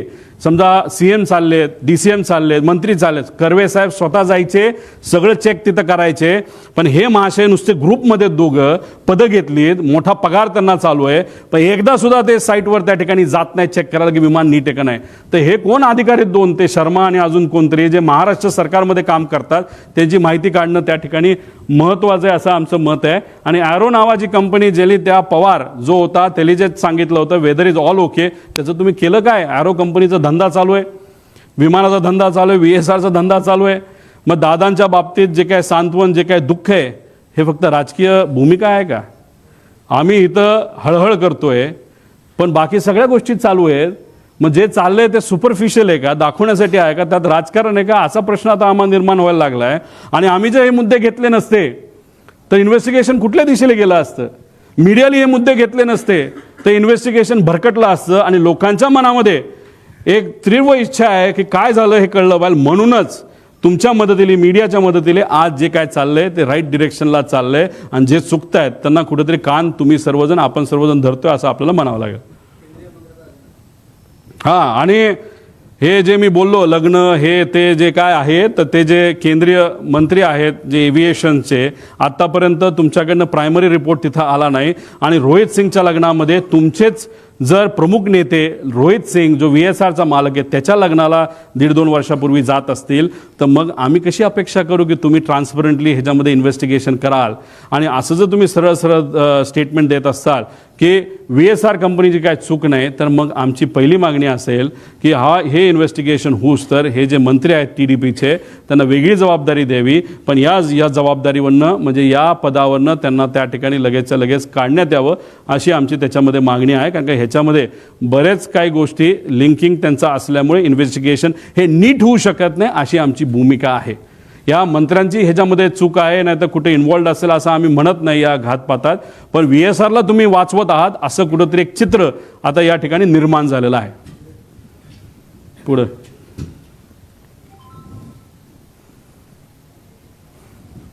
आता ह्याच्यामध्ये एक नवीन प्रायव्हेट विमानं काही एजन्सीली आणि कॅश बॉक्स जी कुठली कंपनी असेल याच्या मालकाला घेतले. त्याच्यामध्ये कोण कोण पार्टनर आहे हे सुद्धा आता येत्या काळामध्ये आपल्याला शोधावं लागेल. एक त्याच पक्षाचा कुठला तरी नेता पार्टनर आहे असं आम्हाला त्याच्यामध्ये कळतंय. आता हा घातपाताचं जे काही दृष्टिकोन आहे एक तुम्ही समजून घ्या. म्हणजे लोकांना प्रश्न पडलेला आहे ह्याच्यात खरंच राजकारण असेल तर जे काही विलिनीकरणाची चर्चा ही सुरू होती त्याच्यामध्ये दादांमध्ये आमच्यामध्ये काय चर्चा झाली हे आम्हालाच माहिती आहे.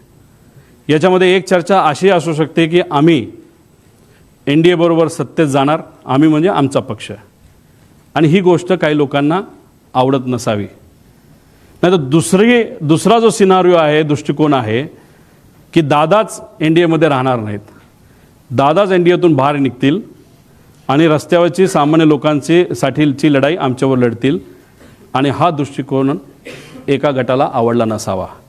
त्यामुळे ह्याच्यामध्ये जर राजकारण असेल आणि ह्याला जर घातपात असं आपल्याला म्हणावं लागेल आणि राजकारण आणायचं असेल तर या दोन दृष्टिकोनापैकी एक दृष्टिकोन कुठला तरी असावा आणि त्या दृष्टिकोनाला पाठिंबा देणारा एक जो गट आहे तो याच्या मागे असू शकतो असंही आपल्याला त्या ठिकाणी म्हणता येईल.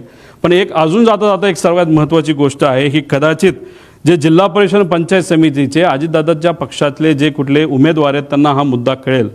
जेव्हा नगर परिषदचं इलेक्शन झालं होतं, नगरपंचायतचं इलेक्शन झालं होतं, महानगरपालिकेचं इलेक्शन झालं होतं तेव्हा दादा सगळ्या गोष्टीचं नियोजन त्या ठिकाणी बघत होते. आजच्या राजकारणामध्ये काम करत असताना, इलेक्शन लढत असताना आपल्याला कशाची जरूरत असते तर आपल्याला मार्गदर्शक प्रमाणपत्र आणि कागदांची जरूरत असते. मार्गदर्शक कागद हे काय असतात हे कधीतरी मी नंतर त्या ठिकाणी आपल्याला सांगेल. पण एखादं मोठं इलेक्शन असेल तर मार्गदर्शक कागद हे जास्त लागतात, छोटं इलेक्शन असेल तर कमी लागतात. पण दादांचा हा अपघात होण्यापूर्वी सगळं नियोजन हे दादा करायचे. पण त्या कागदांचं मार्गदर्शक जे कागद आहेत त्याचं डिस्ट्रीब्युशन हे दुसरा कुठला तरी नेता करायचा. 28 तारखेला असंही आम्हाला कळतंय, आता कळतंय म्हणून आम्ही सांगतोय की या जिल्हा परिषद पंचायत समितीच्या इलेक्शनचं या मार्गदर्शक कागदांचं योग्य असं नियोजन त्या ठिकाणी झालं होतं. आणि निर्णय असा झाला होता 200 पट ताकद या मार्गदर्शक कागदांच्या माध्यमातून इथं लावली जाणार. सगळं ठरलं, सगळं झालं. दुर्दैवाने 28ची घटना त्या ठिकाणी घडली आणि आम्हाला असं कळतंय की दादा नसताना या 200 पट ताकद जी लावली जाणार होती मार्गदर्शक कागदाच्या माध्यमातून फक्त 50 पटच ताकद त्याच्यामध्ये लावली. 150 पट ताकद कमी लावल्यामुळे सुद्धा ते जे उमेदवार आहेत ते कुठंतरी काही गोष्टींच्या बाबतीत कमकुवत पडले आणि एकटे पडले दादा नसताना अशी ती चर्चा आहे. त्यामुळे 150 पट ताकद का कमी लावली आणि कुणी लावली ह्याच्यामध्ये सुद्धा आपल्याला त्या ठिकाणी खोलात जावं लागेल. असे अनेक आहेत आणि मी काय राजकारण करतो असं नाही, आजपर्यंत राजकारण करत असलो असतो, जे बोललो ते खोटं निघालं असतं. पण जे मुद्दे मांडले, कारण शेवटी इन्व्हेस्टिगेशन करत असताना टेक्निकल इन्व्हेस्टिगेशन इज इम्पॉर्टंट आणि त्याच्याच बरोबर जर क्रिमिनल इन्व्हेस्टिगेशन आपण करतोय तर त्याच्यामध्ये एक दिवस आधी काय घडलं, एक महिना आधी काय घडलं, कोण कोणाला भेटलं, नंतर काय घडलं, कोण कसं वागतंय, कोण किती भावनिक आहे, कोण कुठल्या विषयामध्ये एखाद्या महत्त्वाच्या विषयामध्ये चर्चा करत असताना कोण कुठल्या भावनेतून त्या ठिकाणी बोलतं, हे सगळ्या गोष्टी जर आपण बघितल्या तरच त्याला राईट इन्व्हेस्टिगेशन आपण म्हणू शकतो. त्यामुळे आमची मागणी आहे की याच्यात क्रिमिनल इन्व्हेस्टिगेशन सुद्धा त्याच्यामध्ये त्या ठिकाणी व्हावं आणि टेक्निकल इन्व्हेस्टिगेशन तर व्हावंच, पण टेक्निकल इन्व्हेस्टिगेशनमध्ये काय चुका आहेत हे मी तुम्हाला आधी सांगितल्यामुळेच ह्याच्यामध्ये मोठे रिस्ट्रक्चरिंग करण्याची त्याच्यामध्ये त्या ठिकाणी जरूरत आहे. पुढं आता याच्यामध्ये काही इतर मागण्या आहेत ज्यांना मी या परिवाराला भेटलो, कपूरच्या परिवाराला मी भेटू शकलो नाही, पण शांभवी पाठक यांच्या परिवाराला मी भेटलो. त्यांची एक व्यक्तिगत मागणी आहे जी सत्तेतले लोकच पूर्ण करू शकतील. कृपा करून त्या पाठक परिवाराला सत्तेतल्या काही लोकांना थोडा वेळ काढून त्यांना भेटणं महत्त्वाचं आहे. त्यांची मागणी समजून घेण्यासारखी आहे आणि दिल्ली गव्हर्नमेंटच्या माध्यमातून त्यांची ती मागणी पूर्ण होऊ शकते. म्हणून मी आपल्या माध्यमातून त्या लोकांना जे सत्तेत आहेत त्यांना विनंती करतो. विदीप जाधव यांच्या मुलांचं शिक्षणाची जबाबदारी आम्ही घेतली, तो विषय तिथं संपलेला आहे. पण त्याच्याचबरोबर त्यांच्या पत्नी या ठाणे महानगरपालिकेमध्ये कॉन्ट्रॅक्टवर काम करतात. एकनाथ शिंदे साहेबांना आम्ही भेटूच, पण या प्रेस कॉन्फरन्सच्या माध्यमातून त्यांच्या नेत्यांना आणि एकनाथ शिंदे साहेबांना आणि श्रीकांतभाऊ शिंदेंना मी विनंती करतो की त्यांना परमनंट जर आपल्याला करता आलं या संवेदनशील विषयाच्या माध्यमातून, ते फार महत्त्वाचं त्या ठिकाणी ठरू शकतो. पिंकी माळी यांचा भाऊ यांना कॉन्ट्रॅक्टवर आम्हाला एका ठिकाणी नोकरी देता आली, जेवढं जमलं तेवढं, पण शेवटी तिचा याच्यामध्ये त्या ठिकाणी अपघात झालेला. ती आज त्या परिवाराबरोबर नाही. त्या परिवाराला आर्थिक दृष्टिकोनातून सबलीकरण करण्याचा फार मोठा वाटा त्या मुलीचा होता, युवतीचा होता. ती आज त्या परिवाराबरोबर नाही. त्या मुलाला परमनंट जर काय करता आलं, चांगला पगार जर तिथं देता आला, तर त्या बाबतीत सुद्धा तिथं विचार करण्यात यावा. कारण पिंकी माळींना शिकवण्यासाठी त्या टॅक्सी चालक वडिलांनी मुलगी असली तरी 50-60 लाख रुपये खर्च करून तिला शिकवण्याचा प्रयत्न केला आणि शिकवलं सुद्धा. पण दुर्दैवाने ही घटना त्या ठिकाणी घडली. त्यामुळे त्या परिवाराला सुद्धा मदत त्या ठिकाणी करण्याची जरूरत आहे. त्याच्याचबरोबर नंतर आम्ही अधिवेशनामध्ये विषय मांडूच.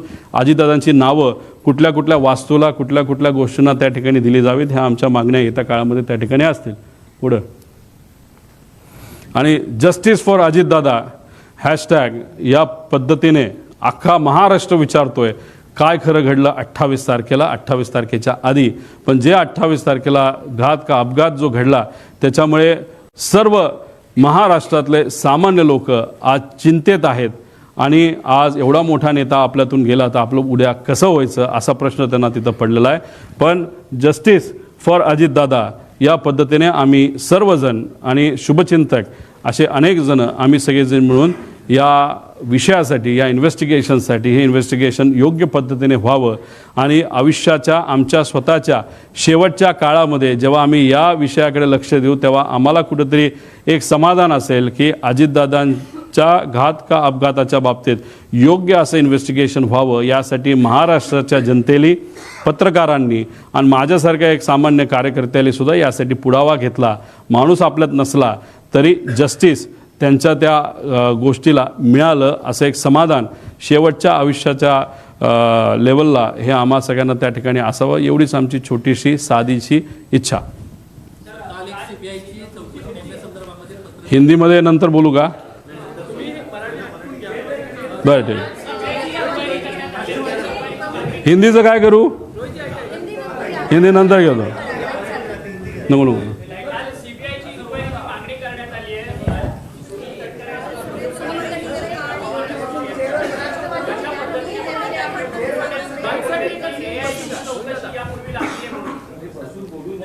हे बघा,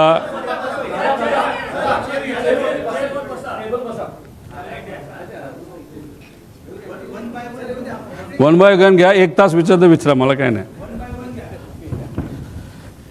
हे बघा, काल CBIला ही एन्क्वायरी दिली जावी अशी मागणी अजितदादांच्या पक्षाकडनं काकी असतील, पार्थ असेल आणि काही इतर नेते यांनी मिळून त्या ठिकाणी केली. चांगली गोष्ट आहे. मी त्यांचं पत्र बघितलं, मी जे मुद्दे मांडले ते त्या पत्रामध्ये दिसले. मग माझ्या मनात ज्या शंका आहेत त्यासुद्धा त्यांच्या मनामध्ये आहेत. ही एक महत्त्वाची गोष्ट आहे. फक्त विषय एवढाच आहे, 20 दिवसानंतर हे पत्र जर त्या ठिकाणी दिलं जात असेल तर थोडा उशीर झाला, काय हरकत नाही. आणि दुःखात पक्ष असेल, आमदारांशी बोलायचं असेल, पदाधिकाऱ्यांशी बोलायचं असेल, सगळ्यांशी बोलून त्यांनी त्या ठिकाणी तो निर्णय घेतला. पण या 20 दिवसामध्ये इन्व्हेस्टिगेशन ज्या पद्धतीने व्हायला पाहिजे ते दुर्दैवाने त्या ठिकाणी न झाल्यामुळे कागदांमध्ये हेराफेरी झाली असावी असं माझं मत आहे. ठीक आहे, आम्ही सत्तेत नसताना एवढं लढतोय, त्यांनी काल पत्र दिलं असेल त्याचा फायदा नक्कीच त्या ठिकाणी होईल. देवेंद्र फडणवीस साहेबसुद्धा लगेचच्या लगेच CBIला परवानगी देतील. CID पण इन्व्हेस्टिगेशन करेल, CBI सुद्धा इन्व्हेस्टिगेशन करेल. DGCA पण इन्व्हेस्टिगेशन करेल आणि बाहेरून एखादी एजन्सी ही घ्यावीच लागेल, एखादी नाही 2 एजन्स्या, आणि त्याला कंट्रोलिंग एक प्रमुख बॉडी असावी असं आमचं मत आहे. दादा, तुम्ही आता पॅरलल तपास करताय, पण ते कोण यंत्रणा आहे ज्याच्या माध्यमातून तुम्ही माहिती घेताय आणि सरकारच्या यंत्रणांवरच तुम्हाला विश्वास नाही का? तर अशा पद्धतीचे प्रश्न तुम्ही उपस्थित करताय त्यावर काल ज्या रिपोर्टचा तुम्ही उल्लेख मगाशी केला की तो DGCAकडनं तिथं आला होता, त्याच्या मॉडेल, विमानाच्या मॉडेलमध्ये चूक झाली आहे, त्याच्याच बरोबर विमान रजिस्ट्रेशनमध्ये चूक झालेली आहे. मग त्या एजन्सीकडनं तपास हा योग्य पद्धतीने तो सुद्धा टेक्निकली होईल हे कसं आपण मानू शकतो? त्याच्याचबरोबर ज्या काही गोष्टी आता होत चाललेल्या आहेत, जसं मंत्री जे एव्हिएशनचे मंत्री आहेत त्यांचा नाही तर त्यांच्या पक्षाचं VSR बरोबर मैत्रीचे संबंध त्या ठिकाणी दिसतात, आता तरी मैत्रीच त्या ठिकाणी वाटते. मग अशा पद्धतीने आपल्याला न्याय मिळणार आहे का इन्व्हेस्टिगेशनबद्दल? आणि ज्या पद्धतीने इन्व्हेस्टिगेशन चालली, म्हणजे CIDचा अजूनपर्यंत रिपोर्ट आला नाही, प्रिलिमिनरी रिपोर्ट आत्तापर्यंत यायला पाहिजे तो अजूनपर्यंत मिळाला नाही, मग का उशीर लावला जातो? आणि हे करत असताना मालकच अमेरिकेत जाऊन जर बसत असेल तर शंका घेण्यासारखंच आहे. आणि आम्ही कुठून कशी माहिती काढली? आम्ही पण आमचे सोर्सेस त्या ठिकाणी ठेवलेत. आमच्याकडे पण ज्या माहिती आहेत त्यासुद्धा आम्ही काय आमच्याच घरी नाही तर ऑफिसमध्ये ठेवतो असं नाही, आम्ही 4-5 लोकांकडे त्या ठिकाणी ठेवत असतो. आणि माझ्याबरोबर जी टीम करते त्यांनासुद्धा माहीत नाही की आम्ही ते कुठे ठेवत असतो. आणि फक्त ही अर्धवट आत्तापर्यंत आलेली ही अर्धी माहिती आहे. माझ्याकडे अजून बरीच माहिती आहे जी डिटेलमध्ये आहे, ती माहिती उद्या परवा आम्ही आणू शकतो. फक्त आमची इच्छा आहे की आम्ही एवढं प्रेझेंटेशन केल्यानंतर इन्व्हेस्टिगेशनसुद्धा तेवढंच खोलात त्या ठिकाणी गेलं पाहिजे. पण आता हे सरकार इन्व्हेस्टिगेशन करते नाही करतं मला माहीत नाही, पण लोकांनी आपापल्या लेवलला इन्व्हेस्टिगेशन त्या ठिकाणी सुरू केलेलं आहे.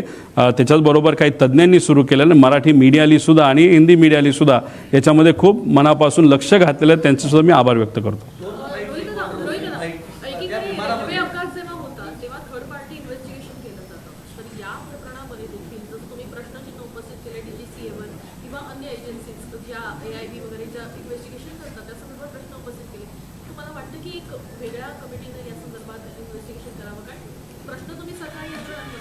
शंभर टक्के CBI घ्यायची असेल तर घ्या, CID घेतलीच आहे ती ठीक आहे, त्याच्याचबरोबर DGCAची आहे त्यांची इंटरनल इन्व्हेस्टिगेशन एजन्सी, हरकत नाही. पण भारताच्या बाहेरच्या 2 एजन्स्या तुम्ही घ्याव्यात. आणि ह्या सगळ्या एजन्सीला रिपोर्ट करण्यासाठी नाही तर रिपोर्ट ज्यांना केलं पाहिजे त्याला एक कमिटी फॉर्म करा. त्या कमिटीमध्ये मी जसं सांगितलं महाराष्ट्रात विरोधी पक्ष नेता नाही तर त्यांचा घेता आला असता, पण देशाचे विरोधी पक्ष नेता तुम्ही घ्या. त्याच्याचबरोबर काही माजी चांगले अधिकारी तुम्ही घ्या, माजी जजेस तुम्ही घ्या, अजितदादांच्या पक्षातले काही लोकांना तुम्ही घ्या आणि काही चांगले तज्ज्ञ त्याच्यामध्ये तुम्ही घ्या. आणि ह्या कमिटीला हा रिपोर्ट सादर केला पाहिजे. कमिटीच्या मनामध्ये जे प्रश्न आहेत ते त्या एजन्सीला पण विचारण्याची संधी त्या ठिकाणी दिली गेली पाहिजे. त्यामुळे अशा पद्धतीने पारदर्शक हा तपास व्हावा अशी आमची त्याच्यामध्ये मागणी. पण आज ते होताना दुर्दैवाने त्या ठिकाणी दिसत नाही. VSRला पाठबळ दिलं जातं. जर खरंच तुमच्याकडे सत्ता आहे ना, त्या सत्तेचा वापर करून VSRला आत्ताच्या आत्ता कुलूप लावण्याची धमक अजितदादा आज असते आणि त्यांच्या परिवारामध्ये नाही तर त्यांच्या त्यांच्या राष्ट्रवादी परिवारामध्ये जर एखादी अशी घटना घडली असते, दादा जर आज असले असते, दादा म्हणले असते राजकारण बाजूला, आत्ताच्या आत्ता ही VSR बंद करा, ही दादाची धमक होती. ती धमक मात्र आज सत्तेत असणाऱ्या लोकांकडनं दिसावी अशी लोकांची आणि आमची अपेक्षा आहे.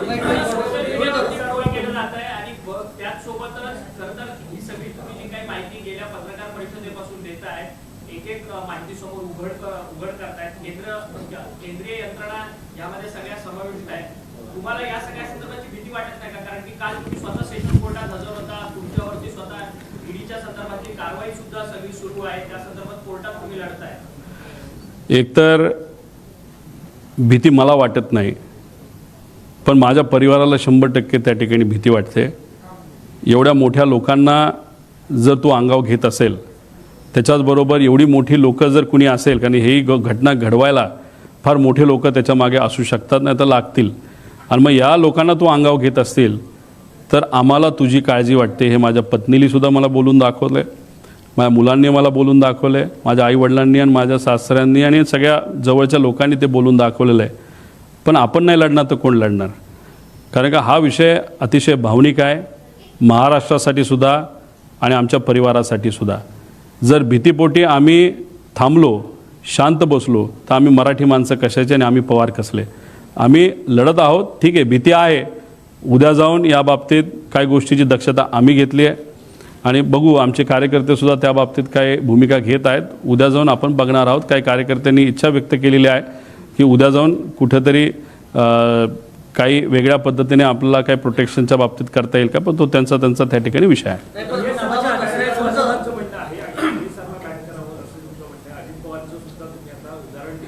मात्र या सगळ्यामध्ये तुम्ही प्रेझेंटेशन दाखवत एक मुद्दे समोर आणतात, तर याला विरोध का होतो? आणि तुम्ही जर आता जसं म्हणाला की माझ्याकडे कोणतं सत्ता नाही आहे, कोणतं बॅकग्राऊंड नाही आहे, सगळे मुद्दे मी काढतात, मग याला विरोध का होतो? आणि त्याच्यामध्ये तुम्ही आता जे प्रेझेंटेशनमध्ये दाखवता की भाजपचे जे कोणी ट्रोलर्स ते का आता या सगळ्यामध्ये पुढे आणि त्याच्यामध्ये कोण आहे असं नाही, कोण आहे नाही आहे माहीत नाही, पण एक आहे का मला विरोध करतात ह्याला मला सांगता येणार नाही, पण माझा विरोध करतायत, मला ट्रोल करतायत, याच्यामुळे मात्र शंका आता वाढायला लागलेली आहे. त्यामुळे शंका नक्कीच वाढत चाललेली आहे. त्यामुळे जर मोठ्या नेत्यांना माहीत नसेल त्यांचे ट्रोलर अशा पद्धतीचे पराक्रम करतायत, डोकं न वापरता का आदेशाने मला माहीत नाही, त्यांना जरा खाली आदेश त्या ठिकाणी दिले पाहिजे, कारण ट्रोल करून फालतू काहीतरी करतायत. तू कशाला विमानाला गेला होता? थोडी मला माहीत होतं की ते विमान कसं आहे, आणि ते विमान चालवायला आलं असतं तर मीच उडवत गेलो असतो ना. त्यामुळे असले फालतू काहीतरी विषय म्हणजे बिना मेंदूचे हे सगळे ट्रोलर आहेत. पण ते आज एका मोठ्या पक्षाचे ट्रोलर आहेत, ऑफिशियल ट्रोलर आहेत. आणि त्याच्याचबरोबर त्या व्यक्तीने 2 दिवसाच्या आधी एक अशी ट्विट केली होती जे मला कळालं, ती 2 जणांकडे आहे, ते मला देत नाहीत पण ते देतील, की त्याच्यामध्ये त्यांनी दिलं की 2 दिवसामध्ये एक फार मोठा भूकंप या महाराष्ट्रामध्ये राजकीय दृष्टिकोनातून होईल, अशी काहीतरी त्या ठक्कर नावाचा का कोण येतो त्याची ती ट्विट होती. खरंच मग काय ना काहीतरी शंका मनामध्ये आल्याशिवाय राहत नाहीत. दळवी नावाच्या अधिकाऱ्यांनी उल्लेख केला. दळवी संदर्भात तुमच्याकडे काय माहिती आहे का? सामान्य प्रशासनमध्ये विभागाचे ते प्रमुख आहेत. मधल्या काळात ती आता जी चौकशी झाली त्याच्यामध्ये त्यांची चौकशी झाली नाही अशी माहिती आहे. तुमची एक्झॅक्ट काय माहिती आहे दळवीचा? बघा, अकाउंटेबिलिटी ऑफिसर आणि एक सेफ्टी ऑफिसर असतो. दळवी कदाचित अकाउंटेबिलिटी ऑफिसर असतील महाराष्ट्र सरकारचे. महाराष्ट्राकडे जी कुठली विमानं नाही ते हेलिकॉप्टर असतील त्या NOCPचे, म्हणजे ते NOCPचं लायसन्स असतं. आणि मिश्रा हे सेफ्टी ऑफिसर असतील. विषय एवढाच आहे की पूर्वीचे जे कर्णिक नावाचे अधिकारी होते ते स्वतः VIP मुवमेंट जेव्हा व्हायचं ते विमान बघण्यासाठी, टेक्निकल काय गोष्टी आहेत ते बघण्यासाठी ते स्वतः तिथं जायचे. पण हे 2 महाशय दळवी आणि ते जे कुठले दुसरे मिश्रा म्हणून आहेत हे ऑफिसमध्येच बसून राहतात. तो जो ॲरोचा आणि दुसऱ्या कंपनीचा जो ग्रुप आहे त्या ग्रुपवर हे आहेत, आणि त्या ग्रुपवर तो पवार नावाचा जो कोणी हँडलर आहे ॲरोचा तो जर टाकत असेल की विजिबिलिटी ओके, तर या 2 महाशयांची जबाबदारी होती बाबांनो चेक करायची, ATCला फोन करायची, अरे VIP ट्रॅव्हल करणारे खरंच विजिबिलिटी आहे का नाही आहे, हे मात्र झोपले राहिले. मग तुम्ही पदावर असाल, तुम्ही सरकारचा या लोकांच्या कष्टाचा टॅक्सचा पैसा घेऊन तुमचं घर चालवत असाल, तर या विषयासाठी तुम्ही सुद्धा जबाबदार आहेत. त्यामुळे त्यांना सुद्धा जबाबदार धरलं पाहिजे, ॲरोला जबाबदार धरलं पाहिजे, VSRला जबाबदार धरलं पाहिजे, आणि जे काही सिंग वगैरे हे जे काही नावं मी सांगितलेले त्या सगळ्यांना जबाबदार धरण्याची जरूरत आहे. तुम्ही आता म्हटलं की महत्त्वाचा एक राजकीय दृष्टिकोन सुद्धा तुम्ही समजून सांगितलं की विलिनीकरणासंदर्भात अजितदादांनी आपली भूमिका मांडणार आणि एक गट त्याच्या विरोधात होतं, त्यामुळे काय नक्की तुम्हाला नाही, मला एवढंच सांगायचं होतं की याच्यामध्ये राजकारण आहे का नाही आहे हे मला माहीत नाही. मी फक्त म्हणतोय की पारदर्शक पद्धतीने इन्व्हेस्टिगेशन, एन्क्वायरी त्याच्यामध्ये त्या ठिकाणी व्हावी. आता राजकीय दृष्टिकोनातून जर, कारण शेवटी लोक मला विचारतात की जर राजकीय अँगल असेल तर तो कुठला, त्याला 2च अँगल असू शकतात. एक अँगल की NDA बरोबर आम्ही सर्वजण गेलो तो एक कुठला तरी गट दुखावणार आहे, आणि जर आम्ही NDA बरोबर न राहता 10 NDAतून बाहेर आले आणि रस्त्याची लढाई लोकांबरोबर राहून ते लढले तर एक दुसरा गट त्याच्यामध्ये दुखावणार आहे. या 2 सिनारिओ नाहीतर या 2 संभावनापैकी एक कुठली तरी संभावना राजकीय दृष्टिकोनातून असू शकते असं माझं मत आहे. मुंबईमध्ये ज्यावेळेला अपघात झालेला होता त्याचा जो रिपोर्ट आलेला आहे DGCAच्या वेबसाईटवर, त्यातली कारणं अतिशय सिंपल आहेत. बिपिन रावत असतील, अहमदाबादचं असेल, त्याची कारणं म्हणजे त्याचं काहीच समोर आलेलं नाही. आता 2 बॉम्ब होते, ते जरी जळालेले असले तरी त्याचा रिपोर्ट किंवा त्याचं जी कॉपी आहे ती यश मिळालं नाही ते मिळवण्यामध्ये डेटा त्या बॉक्समधून. तुम्हाला अजूनही अपेक्षा काय आहे की हे येईलच बाहेर? नाही आलं तर आम्ही काय सोडणार आहे का? आम्ही कुठून ना कुठेतरी माहिती त्या ठिकाणी काढू ना. आणि शेवटी काय आहे की अधिकारी काय सगळेच खराब असतात नाही ना, असं नाही ना. काही चांगले अधिकारी आहेत, चांगले पत्रकार आहेत, काही माजी अधिकारी त्या कंपनीमध्ये काम केलेले पायलट आहेत ते चांगले आहेत, ते त्या ठिकाणी स्वतः इन्व्हेस्टिगेशनला तिथं लागलेले, त्यामुळे माहिती बाहेर येणार आहे. राजीनामा घेतला पाहिजे? 100% घेतला पाहिजे. का? कारण विषय एवढाच आहे, त्यांनी ह्याच्यामध्ये काय केलं असं मी म्हणणार नाही, पण VSRला पाठबळ देण्याचं नाही तर VSRला सेफ करण्याचं काम ते करतायत का असा प्रश्न मला पडतोय. कारण रोहित सिंगच्या लग्नामध्ये त्यांच्याच पक्षातलं एक प्रमुख नेता हा लग्नाला त्या ठिकाणी गेला होता. आणि मग अशा पद्धतीने तिथं जर VSRचं तुमचं पारंपरिक संबंध असतील का आर्थिक असतील हे मला सांगता येणार नाही. जर तसे संबंध तुमच्या पक्षप्रमुखाचे नाही तर पक्षातल्या एका मोठ्या नेत्याचे असतील तर मग तुम्ही VSRला वाचवणारच ना. तुम्ही VSRला त्या इन्व्हेस्टरच्या अँगलनी वाचवणार, मैत्रीपोटी वाचवणार, कोणाचं अजून काय असेल नाही तर हे अधिकारी जे DGC सगळे अडचणीत येतील. कारण का VK सिंग काय बोलला असेल की तू आम्हाला अडचणीत आण, मी तुझं बघतो. म्हणजे त्याचा अर्थ काय की VK सिंगली ब्लॅकमेल केला असावा अधिकाऱ्यांना की तुमची सगळी मी चुका हे बाहेर काढतो, तुम्ही नोकरी राहणार नाही, माझं जे होईल ते होईल. त्यामुळे ह्याच्यामध्ये सगळेच लोक इन्वॉल्ड आहेत आणि हे सगळे इन्वॉल्ड असल्यामुळे हे इन्व्हेस्टिगेशन योग्य दिशेने जाऊ शकत नाही. त्यामुळे TDPकडे हे खातं एव्हिएशन आहे आणि त्यांचं कुठं ना कुठंतरी एक रिलेशन या VK सिंग बरोबर आहे. म्हणून असं आम्हाला वाटतं की त्यांनी तिथं राजीनामा नैतिक लेवलला घ्यावा, दुसरं कुठलंही पद घ्यावं पण या पदावरनं तरी ते निघावेत, या पदावर ते नसावेत आणि TDPचं कुणीच या पदावर नसावं असं आमच्या सगळ्यांची मागणी आहे. मागच्या काही दिवसांपूर्वीची प्रेस कॉन्फरन्स आहे त्याच्यात असं म्हटलं होतं की शंका ही पार्थ पवार आणि जयंत पवारांना सुद्धा आहे असं तुम्ही म्हटला होता. तर तुम्ही त्यांच्याशी बोलणं झालंय का आणि त्यांना कुठल्या गोष्टींबद्दल शंका वाटते याच्याबद्दल काही त्यांनी तुम्हाला सांगितलंय का आणि कौटुंबिक पातळीवर या सगळ्याबद्दलची चर्चा झाली होती का आणि कौटुंबिक पद्धतीनं हा विषय कसा पुढे न्यायचा याच्याबद्दल काही ठरलं? पार्थ आणि जय बरोबर 13 दिवसात मी बोललो. 13 दिवस झाल्यापासून आजपर्यंत अजूनपर्यंत आम्ही बोललेलो नाही. त्याच्याचबरोबर काकींबरोबर पण या बाबतीतली थोडी चर्चा झाली होती 13 दिवसामध्ये की मला अशी शंका आहे, मी प्रेझेंटेशन करण्याचा विचार त्या ठिकाणी करतो आहे. पार्थबरोबर चर्चा झाली होती पण त्यानंतर मी कोणाचंच काही परवानगी घेत नसतो. जे वाटतं ते त्या ठिकाणी मी मांडत असतो. त्यामुळे मी कोणाचीही परवानगी घेतली नाही. पण त्यांच्या कानावर नक्कीच ह्या गोष्टी असाव्यात आणि त्यांना पार्थ आणि मुलांना आणि काकी त्या मानसिकतेत नव्हते. ते फार मानसिक दृष्टिकोनातून डिस्टर्ब त्या ठिकाणी होत्या. मुलंही डिस्टर्ब तशी होतीच पण पार्थला आणि जयला शंका नक्कीच आहे असं त्यांच्या हावभावातून आणि चर्चेतून मला जाणवतं. राजकारण आहे का याच्यात? ते राजकारण करताय का त्याचं? म्हणजे पार्थ किंवा जय हे राजकारण करतात आहेत आणि तुम्ही स्वतःच्या एक तुम्ही समजून घ्या की काकींच्या बाबतीत बोलायचं झालं तर त्या राजकारणी नाही आहेत. आता त्या राजकारणामध्ये ॲक्टिव्ह लेवलला आलेल्या त्या समाजकारणी आहेत आणि पार्थ आणि जय ठीक आहे, पार्थ एकदा इलेक्शनला उभा राहिला असेल पण ते झाल्यानंतर तो तसा ॲक्टिव्ह राजकारणामध्ये नाही आहे. त्यामुळे राजकारण काय असतं हे त्यांना समजायला वेळ त्या ठिकाणी जाणार आहे. त्यामुळे मग जेव्हा अशी परिस्थिती असते तेव्हा आपण साहजिकच आहेत आपल्या पक्षामध्ये जे अनुभवी नेते आहेत ज्यांनी दादांबरोबर त्या ठिकाणी काम केलं आहे राजकीय निर्णयासाठी जसं शपथविधी घेण्यासाठी मग अजून काय करायचं ह्याच्यासाठी आपण त्या पक्षातले राजकीय नेत्यांवर अवलंबून असतो. त्यामुळे हे तिघं आज राजकीय त्यांच्या पक्षातले जे प्रमुख मोठे नेते आहेत त्यांच्यावर राजकीय भूमिकेसाठी अवलंबून आहेत. त्यामुळे ते परिवार म्हणून राजकारण करतात असं मला वाटत नाही. पण ज्या काही घटना घडल्यात त्यांचे जे मार्गदर्शक आहेत त्यांना थोडंसं राजकारणाचं जरा जास्त पडलं का काय अशी शंका लोकांना नक्कीच निर्माण त्या ठिकाणी होते.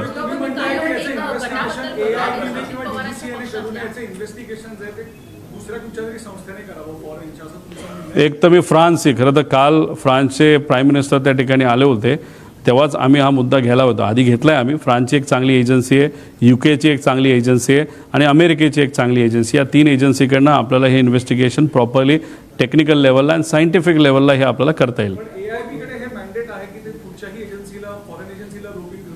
घ्या ना, पण AIBने जर अशा फॉरेन एजन्सी घेतल्या तर DGSA मधले अर्धे अधिकारी निघून जातील आणि बरेच काही लोक अडचणीत येतील.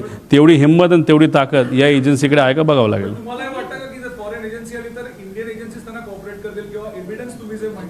नाही, कॉपरेट नाही केलं तर त्या एजन्सी हे तरी सांगतील हे कॉपरेट करत नाहीत, बस तेवढं काफी आहे.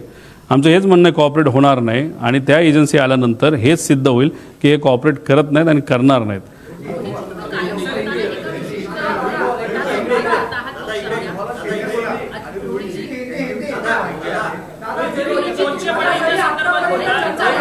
अहो मी सगळे प्रश्न घेऊ, फक्त एक एक घ्या ना. काय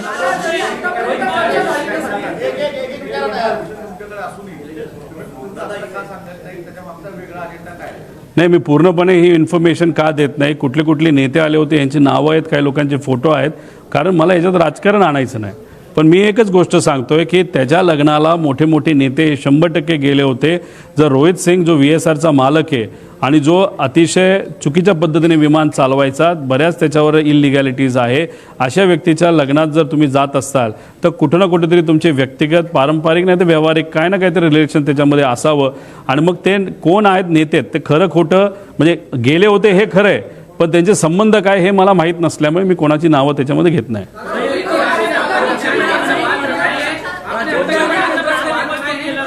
मराठी करतो ना, 5 प्रश्न मराठीत. विषय काढला संदर्भात काही सांगितलं का तुम्हाला? मला सुरक्षा कोण देणार? मला जास्तीत जास्त सुरक्षा माझे कार्यकर्ते देतील. माझी पर्सनल जी कुठली सिक्युरिटी असेल ती सुरक्षा त्या ठिकाणी देऊ शकते. आता त्याच्या व्यतिरिक्त जर सरकारला असं वाटलं की नाही सिक्युरिटी ही दिली गेली बाहेर, आता तो कार्यकर्त्यांच्या इच्छेचा आणि सरकारचा त्याच्यामध्ये त्या ठिकाणी विषय आहे. पण नक्कीच मी फार मोठी रिस्क या पत्रकार परिषदेच्या माध्यमातून गेल्या आणि आत्ता घेतोय याची जाणीव मला सुद्धा आहे, माझ्या परिवाराला सुद्धा आहे. पण शेवटी कोणातरी या विषयासाठी लढावं लागेल.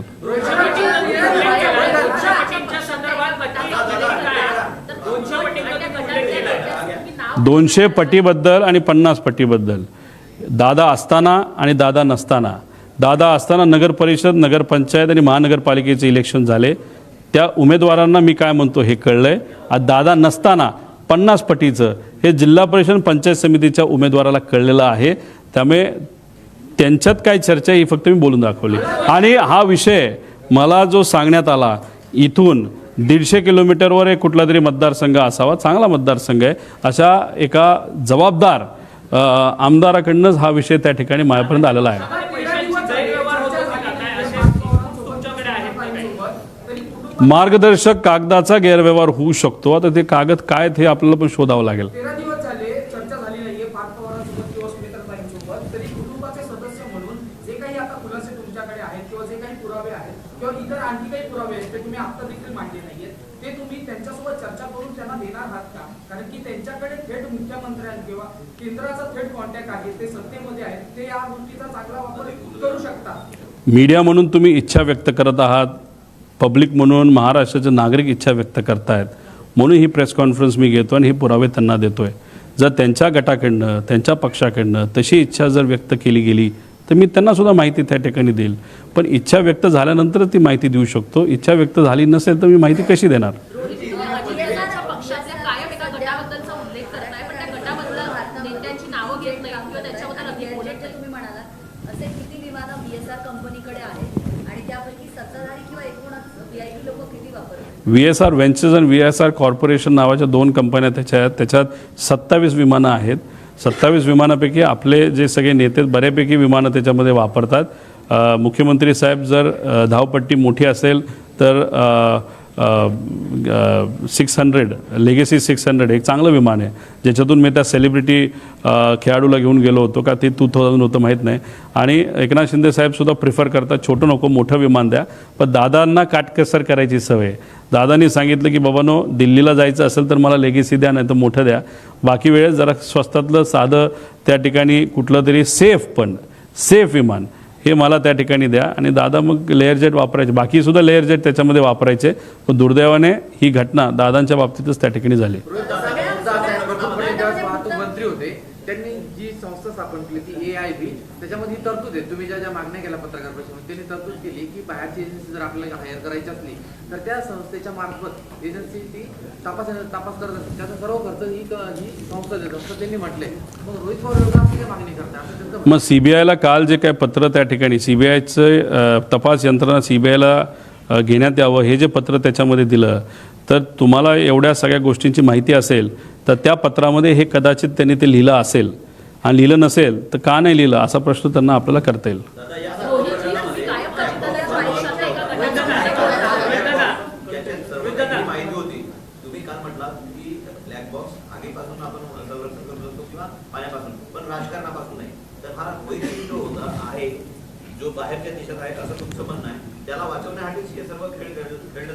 असं दिसतंय. रोहित सिंग, VK सिंग, VSR ही कंपनी आणि VSR या कंपनीमध्ये 250 कोटीची इन्व्हेस्टमेंट ज्या ज्या लोकांनी केली त्या सगळ्या लोकांना वाचवण्याचा प्रयत्न सरकारकडे केला जातो आहे. म्हणून हे इन्व्हेस्टिगेशन हे योग्य डिरेक्शनली चाललेलं नाही, योग्य दिशेने चाललेलं नाही. याच्यामध्ये बऱ्यापैकी कागदाचा मॅन्युप्युलेशन, नाहीतर कागद हे बदलले जातील, तर डॉक्युमेंटेशन बदललं जाईल असं आम्हाला भीती वाटतं. रोहितजी, तुम्ही अजितदादांच्या पक्षातल्या एका गटाचा कायम वारंवार उल्लेख करता. पहिल्या पत्रकार परिषदेतही केलात, आत्ताही केलेला आहात. तर हा गट नेमका कोण? या नेत्यांची नावं तुम्ही का घेत नाहीत? आणि या गटाचा किंवा या नेत्यांचा उद्देश काय होता? अजितदादांचा घातपात की अपघात हा वेगळा मुद्दा आहे, पण वेगळं राजकारण घडवून आणणं हा त्यांचा उद्देश आहे का या गटातल्या नेत्यांचा? बरं, मला आज विलिनीकरणाबद्दल काहीच बोलायचं नव्हतं. लेकिन विलिनीकरणाचा एक विषय मी इथं मांडतो. जर हे दोन पक्ष एकत्र आले असते आणि दादांची इच्छा अशी होती की हे पक्ष एकत्रित यावे भावनिक दृष्टिकोनातून, आणि जर ते एकत्र आले असते, विलिनीकरण झालं असतं, तर महाराष्ट्राचा प्रदेश अध्यक्ष हे डॉक्टर अमोल कोल्हे झाले असते. प्रफुल्ल पटेल आणि सुनील तटकरे यांना या सगळ्या प्रक्रियेपासून लाभ होत होता, कारण 14 नोव्हेंबरला अजित पवारांना अमित शहांसोबत भेट घेतली. त्याच्यापूर्वी प्रवराला देखील त्यांची अमित शहांसोबत चर्चा झाली आणि त्यांच्या संमतीनंतरच विलिनीकरणाची चर्चा सुरू झाली अशी माहिती समोर येते. नेमकं सत्य काय आहे? नाही, खूप काय आता विलिनीकरणावर या ठिकाणी मी बोलणार नाही, कारण काय होतं की विलिनीकरण हा मुद्दा घेतला तर चर्चा दुसरीकडे त्या ठिकाणी जाते. दुसऱ्या पक्षातल्या काही गटाला विलिनीकरणावर चर्चा करायला लय भारी वाटतं. बरेच प्रेस कॉन्फरन्स बघितले तर त्यात फक्त विलिनीकरण ते त्या ठिकाणी बोलत आहेत. आम्हीच आहोत जे अजितदादांचा घात का अपघात या विषयावर त्या ठिकाणी बोलतोय. त्यामुळे त्यांना ज्या विषयावर बोलायचं आहे त्या विषयावर मी बोललंच पाहिजे असं नाही. त्यामुळे आज नाही, आमच्याकडे माहिती खूप आहे. डॉक्टर अमोल कोल्हेंनी सुद्धा या बाबतीत काही स्पष्टीकरण दिलं आहे, कारण डॉक्टर अमोल कोल्हेच या संयुक्तित राष्ट्रवादीचे प्रदेश अध्यक्ष या महाराष्ट्राचे झाले असते. दादांची इच्छा होती आणि मग ते फार प्रामुख्याने पुढाकार त्या ठिकाणी घेत होते दादांच्या इच्छेप्रमाणे, आणि दादा त्यांच्यावर लक्ष ठेवून होते आणि त्यांना पार्टी ही वाढवायची होती. त्यामुळे अमोल कोल्हेंनी सुद्धा या बाबतीत स्पष्टीकरण दिलं आहे, ताईंनी दिलं आहे, शशिकांत शिंदे साहेबांनी दिलं आहे. ज्यांच्या घरी या बैठका व्हायच्या 13 बैठका झालेल्या आहेत.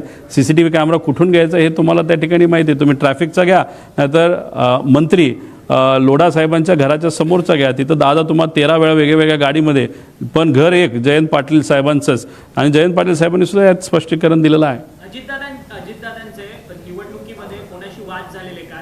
खास करून त्यांच्या पक्षातल्याच नेत्यांमध्ये त्यांचे काही वाद वगैरे झालेले का?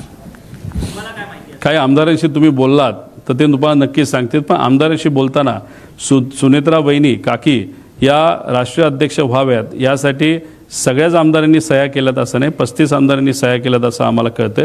ते 35 आमदार कोण, त्यांच्यातले एखाद्याला तरी विचारलं तर ते स्पष्टपणे तुम्हाला काय गोष्टी सांगतील. आणि सर्वच पदाधिकाऱ्यांनी सह्या केल्यात असं नाही, ठराविक मेजॉरिटी पदाधिकाऱ्यांनी सुनीत्रा काकींसाठी सह्या केल्यात. ज्यांनी सह्या केल्यात त्यांना तुम्ही विचारा, ज्यांनी सह्या केल्याच नाहीत त्या का नाही केल्या, कोणते आमदार आणि कोणते पदाधिकारी, हे खरंच संशोधनाचा विषय आहे. दादांचा वाद झालेला का त्यांच्या पक्षातल्या नेत्यांबरोबर? काय या नाही, तो पक्ष वेगळा आहे, त्या पक्षाबद्दल जास्त बोललं नाही पाहिजे असं मला वाटतं. अमोल कोल्हेंचा विषय निघाला. अमोल कोल्हेंच्या मतदारसंघामध्ये आधी वापरले जात होते आणि दुर्दैवाने आत्तासुद्धा वापरले जात आहेत. म्हणून मला CM साहेबांना सांगायचं आहे, DCM साहेबांना सांगायचं आहे, सर्व मंत्र्यांना विनंती करायची, सर्व सेलिब्रिटीला विनंती करायची आहे. VSR कंपनीमध्ये मेंटेनन्सचा खूप मोठा घोळ होता आणि दुर्दैव असं की एवढी मोठी घटना होऊन सुद्धा जर तुम्ही त्या विमानाने ट्रॅव्हल करत असाल तर उद्या जाऊन एखादी दुर्दैवी घटना, आम्ही आमच्या काकाला गमावलेलं आहे, दादाला गमावलेलं आहे, अजून एखादा मोठा नेता नाही तर सेलिब्रिटी, याच्या बाबतीत काय एखादी गोष्ट होऊ नये याची दक्षता DGCA पण घेतली पाहिजे. म्हणूनच VSRचे सगळे फ्लाईट्स हे बंद झाले पाहिजे अशी आमच्या सगळ्यांची मागणी आहे. हेच विमान वापरण्यात आलं होतं अशी देखील माहिती समोर येते. अशाच याच कंपनीचं विमान मुख्यमंत्री होते महाराष्ट्राचे. म्हणून बघा, आम्हाला राजकारण करायचं झालं असतं तर आम्ही विषयावर बोललो नसतो, पण आमचं मत आहे की सर्वच नेते, विरोधातले सुद्धा आणि सत्तेतले नाही तर विरोधातले, या सगळ्यांनी एक लक्षात घेतलं पाहिजे की VSR या कंपनीचे विमानं अतिशय फालतू आहेत, खराब पद्धतीने मेंटेन केलेले आहेत. फक्त त्यात काय असतं की VSR स्वतःचेच सगळे विमान ठेवतो असं नाही. समजा उद्या तुम्ही एखादं विमान घेतलं आणि तुम्हाला तुमच्या NOCPवर घ्यायचं नाही, पण तुम्हाला VSRच्या NOCPवर घ्यायचं आहे, तर तुम्ही स्वतः खर्च करून ते विमान घेऊ शकता आणि ते तुम्ही VSRकडे ठेवू शकता आणि VSRला जेव्हा केव्हा तुम्हाला पाहिजे तेव्हा ते वापरू शकता. अशा प्रकारची पण त्यांची हाय क्वालिटीची विमानं आहेत जी VSRच्या नावाली आहेत, मग ती दुसऱ्याला वापरली जातात का फक्त काही ठराविकच VIP लोक ती वापरतात? जर ठराविकच लोक ठराविक पद्धतीचं विमान जर वापरत असतील तर त्यांच्या जवळच्या लोकांचं ते तरी विमान असेल, स्वतःचं तरी विमान असेल, नाही तर काही वेगळं असू शकतं. जसं हैदराबादचा एक बिझनेसमन आहे जो TDP हा जो पक्ष आहे त्या राज्यामध्ये म्हणजे आंध्रामध्ये सत्तेत आहे, तो तिथला जो व्यावसायिक आहे त्याची 2 विमानं VSRच्या नावावर आहेत आणि ते कदाचित काही प्रमाणात TDPचे काही लोक वापरत असावेत अशी चर्चा आहे. शेवटचे मराठीचे 2 घेऊ मग हिंदी घेऊ. लेअरचे विमान जे आहे ते इलिगली या ठिकाणी वापरलं जात होतं, पण दादांच्या पक्षामध्ये एव्हिएशन एक्सपर्ट मिनिस्टर नसताना याची कल्पना त्यांना देण्यात आली नव्हती का? एक दुसरा असा मुद्दा आहे की 20 दिवस होऊनही एव्हिएशन मिनिस्टर एक्सपर्ट असताना त्यांनी या संदर्भात अनेक पत्रव्यवहार का केले? प्रायोरिटी वेगळ्या असतात. त्यांची प्रायोरिटी त्या नेत्यांची सत्ता स्थापन करणं, पदं मिळवणं आणि काही इतर गोष्टीमध्ये कदाचित ती प्रायोरिटी असावी आणि नेत्यांची कदाचित ती राजकीय नेत्यांची ती प्रायोरिटी त्या ठिकाणी असते असं मला वाटतं. पण राहिला प्रश्न तुमच्या अनुभवाचा, तुम्ही तिथं मंत्री होता, त्या अनुभवाचा फायदा या इन्व्हेस्टिगेशनला व्हावा अशी लोकांची इच्छा आहे ना, पण ते होताना दिसत नसल्यामुळेच कुठंतरी लोक नाराज आहेत. त्यामुळे त्यांच्या अनुभवाचा वापर त्यांनी करावा. आणि तसंही 2009ला ही कंपनी फॉर्म झाली असली तरी 2014ला NOCPचं लायसन्स त्यांना मिळालं आहे. त्यावेळेस कोण मंत्री होतं, त्यांचा तो अनुभव होता. एवढं फटीचर कंपनी रजिस्टर आणि त्याला NOCP जर मिळत असेल, तो सुद्धा हा एक कुठला तरी एजंट होता.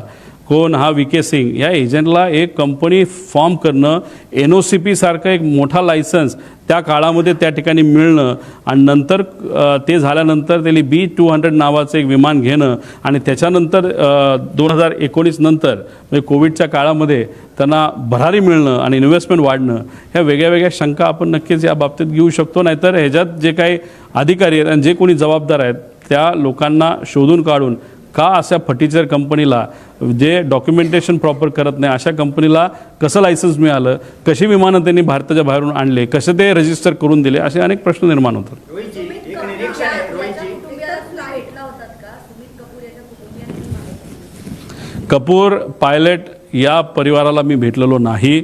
सुरुवातीपासून त्यांच्यावर थोडीशी शंका होती. एक पुतण्या म्हणून काही प्रमाणात मी नाराज होतोच आणि अशा अनुषंगाने त्या परिवाराला खरं तर भेटायला पाहिजे होतं. सोशल मीडियावर मी त्यांच्या मुलीचं सांत्वन त्या ठिकाणी केलं, पण माझं धाडस नाही झालं त्या अशा ज्याच्यावर मी डाऊट घेतो त्या व्यक्तीला भेटणं, म्हणून त्याला सोडून सगळ्यांना तिथं मी भेटलेलो आहे. रोहितजी, एक निरीक्षण असं आहे, महाराष्ट्रातल्या पब्लिक ट्रान्सपोर्टमध्ये फिरताना मुंबईची लोकल असो, ST असो, मेट्रो असो, सगळेजण अजितदादांच्या वरती ज्या बातम्या आहेत ते बघतायत, अजितदादांवरती जे रील आहेत ते बघतायत, धाय मोकलून रडणारे आहेत, मुसमुसून रडणारे प्रश्न आहेत, काय? खूप डिस्टर्ब आहे. त्या कार्यकर्त्याला पक्षाच्या दोन्हीकडच्या आणि अजितदादा प्रेमींचे ज्या कार्यकर्त्याचे अजून सदम्यातून सावरलेला नाही, त्याला तुम्ही काय सांगा? शेवट सांगतो. तुम्ही काय म्हणता? एकतर ब्लॅक बॉक्स, व्हॉइस रेकॉर्डर ह्या सगळ्या गोष्टींचा तपास होत असताना दादांचा फोन कुठे आहे आणि दादांच्या फोनमधला डेटा हा कधीपर्यंत मिळेल याची काही तुम्ही तपास केलेला आहे का? तो त्यांचा व्यक्तिगत डेटा आहे, व्यक्तिगत माहिती आहे. माझ्या अनुषंगाने त्यांच्या परिवाराकडे ते सर्व फोन असावेत. त्या डेटाचं, त्या माहितीचं, त्या फोनचं, त्या फोनमध्ये असणाऱ्या गोष्टींचं आणि काही महत्त्वपूर्ण डॉक्युमेंटचं आणि बऱ्याच काही गोष्टीचं काय करायचं व त्यांचा परिवार त्या ठिकाणी ठरवेल. सर दादा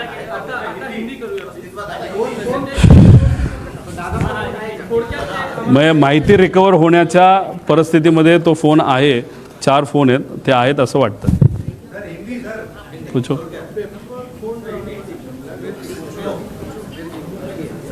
हा म्हणजे हा चांगला प्रश्न आहे. फोन टिकला पण ब्लॅक बॉक्स हा खराब झाला असं जे इन्व्हेस्टिगेशन एजन्सीवाले म्हणतात आणि पेपरसुद्धा बरेच दिसतात त्या ठिकाणी. म्हणजे हे खरं तर कालचं स्टेटमेंट त्या एजन्सीचं थोडं डाउटफुल आहे आणि हास्यास्पद आहे. हिंदी. सर, आपने DGCA की जांच पर सवाल उठाया है, क्या क्या सवाल उठाया आपने? एक तो ये जो प्लेन रजिस्टर हुआ, ये तो पुराना प्लेन है, US से लाया गया है. बहुत सारे अलग अलग देशों से प्लेन लाया गया. ये लेयर जेट नाम का जो प्लेयर का ब्रांड है बम्बार्डियर कंपनी का, तो उसमें जो स्पेसिफिकेशंस होते हैं वो स्पेसिफिकेशंस अगर बाहर के देश में, अगर US में तो अलग होते हैं, और इंडिया के जो DGCA होता है या जो भी अथॉरिटी है कंट्रोलिंग एजेंसी, उसके जो नॉर्म्स है वो अलग होते हैं. अगर वो नॉर्म के हिसाब से उस प्लेन में वो सिस्टम नहीं होगा या कुछ अलग, जैसे CVR के बारे में बोला कि जो विमान प्लेन में था 30 मिनट का था, लेकिन नॉर्म्स के हिसाब से 2 घंटे का चाहिए।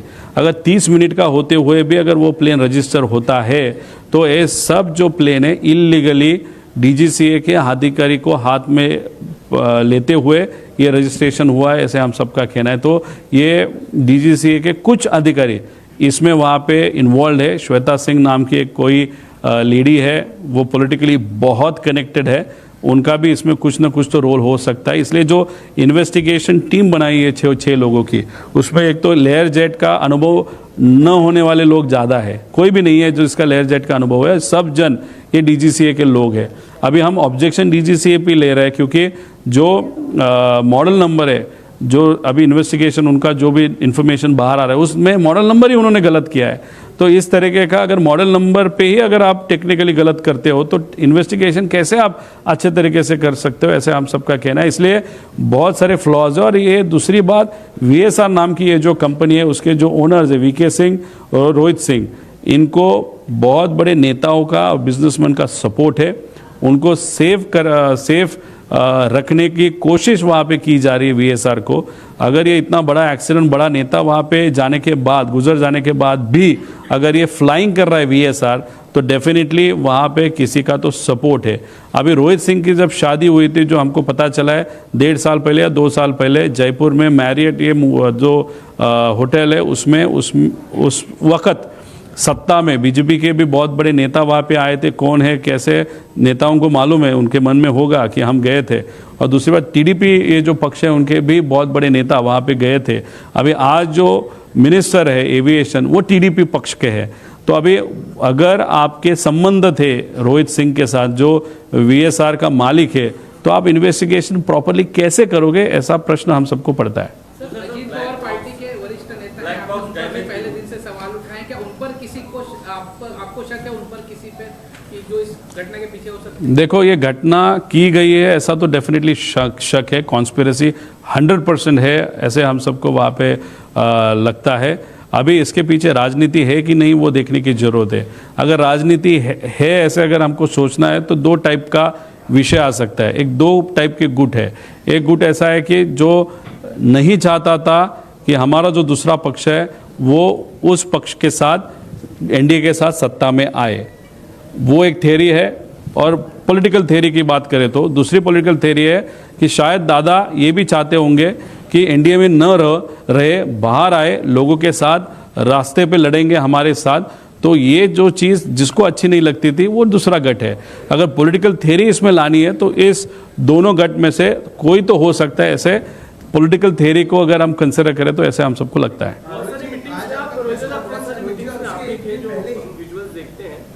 कई बार आपने ये भी कहा था कि दादा पवार के गुट को कभी ना कभी बीजेपी जो साइडलाइन कर देगी, वैसे स्थिति शायद आगे कुछ दिनों में बनती हुई नजर आए। तो क्या कभी आपसे बातचीत में इस तरह से दादा ने ये चीज़ें कभी रिवील की या मीटिंग में भी चीज़ें रिवील हुई थी, इसलिए NDA से बाहर निकलने का उनका एक माइंडसेट बन रहा था, ऐसा आपको नहीं? मैं NDA के साथ रहना है कि बाहर निकलना है, ये तो दादा में और हमारे में हुई चर्चा है। दादा आज नहीं रहे, इसलिए उस चर्चा पे अभी बात करना उचित नहीं होगा, ऐसे हम सबको लगता है। लेकिन ये बहुत बड़ा रिस्ट्रक्चरिंग पार्टी में, उनके पार्टी में उनको करना था। जैसे उनके जो प्रदेश अध्यक्ष है वो कोई यंग बंदा चाहिए, ऐसे उनका कहना था। डॉक्टर अमोल कोल्ले का नाम उन्होंने वहाँ पे प्रपोज किया है। इसलिए अमोल कोल्ले अगर आप देखो तो बहुत सारे मीटिंग्स में डॉक्टर अमोल कोल्ले वहाँ पे थे, तो उस एंगल से हमारी चर्चा वहाँ पे होती थी। लेकिन दादा आज नहीं रहे, उनके साथ हमारा कंफर्ट लेवल था, उनकी इच्छा, भावनिक इच्छा थी, पॉलिटिकल सेकेंडरी था। लेकिन वो इमोशनली ये 2 पक्ष, 2 फैमिली साथ में आनी चाहिए, ऐसे उनको लगता था। उसका हम रिस्पेक्ट करते हैं और वो रिस्पेक्ट करते हुए ही हम वहाँ पे दादा के साथ बात कर रहे थे। आज दादा ही नहीं है तो ये विलीनीकरण और 2 पार्टी एक साथ में कैसे, क्यों, क्या, वो उस विषय का उत्तर देना उचित नहीं होगा, ऐसे मुझे लगता है। रोहित जी, आज आपका प्रेस कॉन्फ्रेंस था, उसके एक दिन पहले ही ब्लैक बॉक्स की जो खबर थी वो सामने आई है। आपने प्रेजेंटेशन में भी बताया कि 1100 डिग्री सेल्सियस या 6000 मीटर वायु के, लेकिन इसके बावजूद जो ये कहा जा रहा है कि एक तो वो जलने की बात, उस पर आप अगर हिंदी में कह सकें। और दूसरा, आपने ये भी कहा कि प्लेन 35 करोड़ की थी, इंश्योरेंस 55 करोड़ का था, लाइबिलिटी इंश्योरेंस 210 करोड़ का। इससे आप क्या कहना चाह रहे थे, इशारा क्या था अगर वो भी आप हिंदी में बताएं? देखो लाइबिलिटी अगर आप देखो तो लाइबिलिटी ऐसे होती है कि प्लेन में जो ट्रैवल कर रहे थे उनको उसका बेनिफिट होगा, उसी के साथ अगर ये प्लेन किसी घर पे पड़ता, फैक्ट्री पे पड़ता या एनिमल जो शेल्टर होता है उस पर गिरता तो वहाँ पे जो नुकसान होता तो उस नुकसान को भी लाइबिलिटी में वहाँ पे कंसिडर किया जा सकता है। अभी देखो ये जो कपूर नाम के पायलट है उनको पर्सनल इश्यूज़ थे, वो क्या है वो फैमिली विषय होने के कारण मैं ज़्यादा यहाँ पे नहीं बोलूँगा, और वो अल्कोहलिक थे, बहुत दारू पीते थे। उनका दारू का जो ब्रांड था वो बहुत एक्सपेंसिव है, एक बॉटल कम से कम 12-15 हज़ार की वहाँ पे आती है। उनकी वो आदत थी। वो आदत क्यों थी? जेट एयरवेज में के साथ जब थे उनका पगार 10 लाख से 12 लाख महीने का था, लेकिन दारू पीने के बाद उनको वहाँ पे पकड़ा गया। उनका 3 साल के लिए, एक बार 3 महीने के लिए, दूसरी बार 3 साल के लिए उनका लाइसेंस कैंसिल हो गया था। इसलिए वो आप देखो तो 3 साल तक तो उनको काम नहीं था, और कोविड के कारण उनको किसी को भी काम नहीं था। तो 5 साल he was out of job.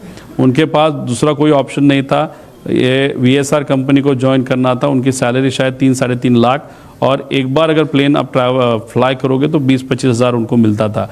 तो कोई भी बड़े जो एक पायलट होता है उसके लिए ये डिमोशन होता है। इमोशनली वो डिस्टर्ब थे, पर्सनल विषय था ही, तो इस सब का इस्तेमाल करते हुए उनको ब्लैकमेल किया गया था। किसने किया गया था, क्यों किया गया था, और उसके एंगल अगर ये लाइबिलिटी इतना बड़ा होगा तो उनके मन में फैमिली को कुछ मदद हो सकती है, वो भी विषय वहाँ पे आते होंगे। इसके कारण ये चीज़ हुआ है कि ऐसा है, हम सबका डाउट है। और दूसरा प्रश्न क्या था?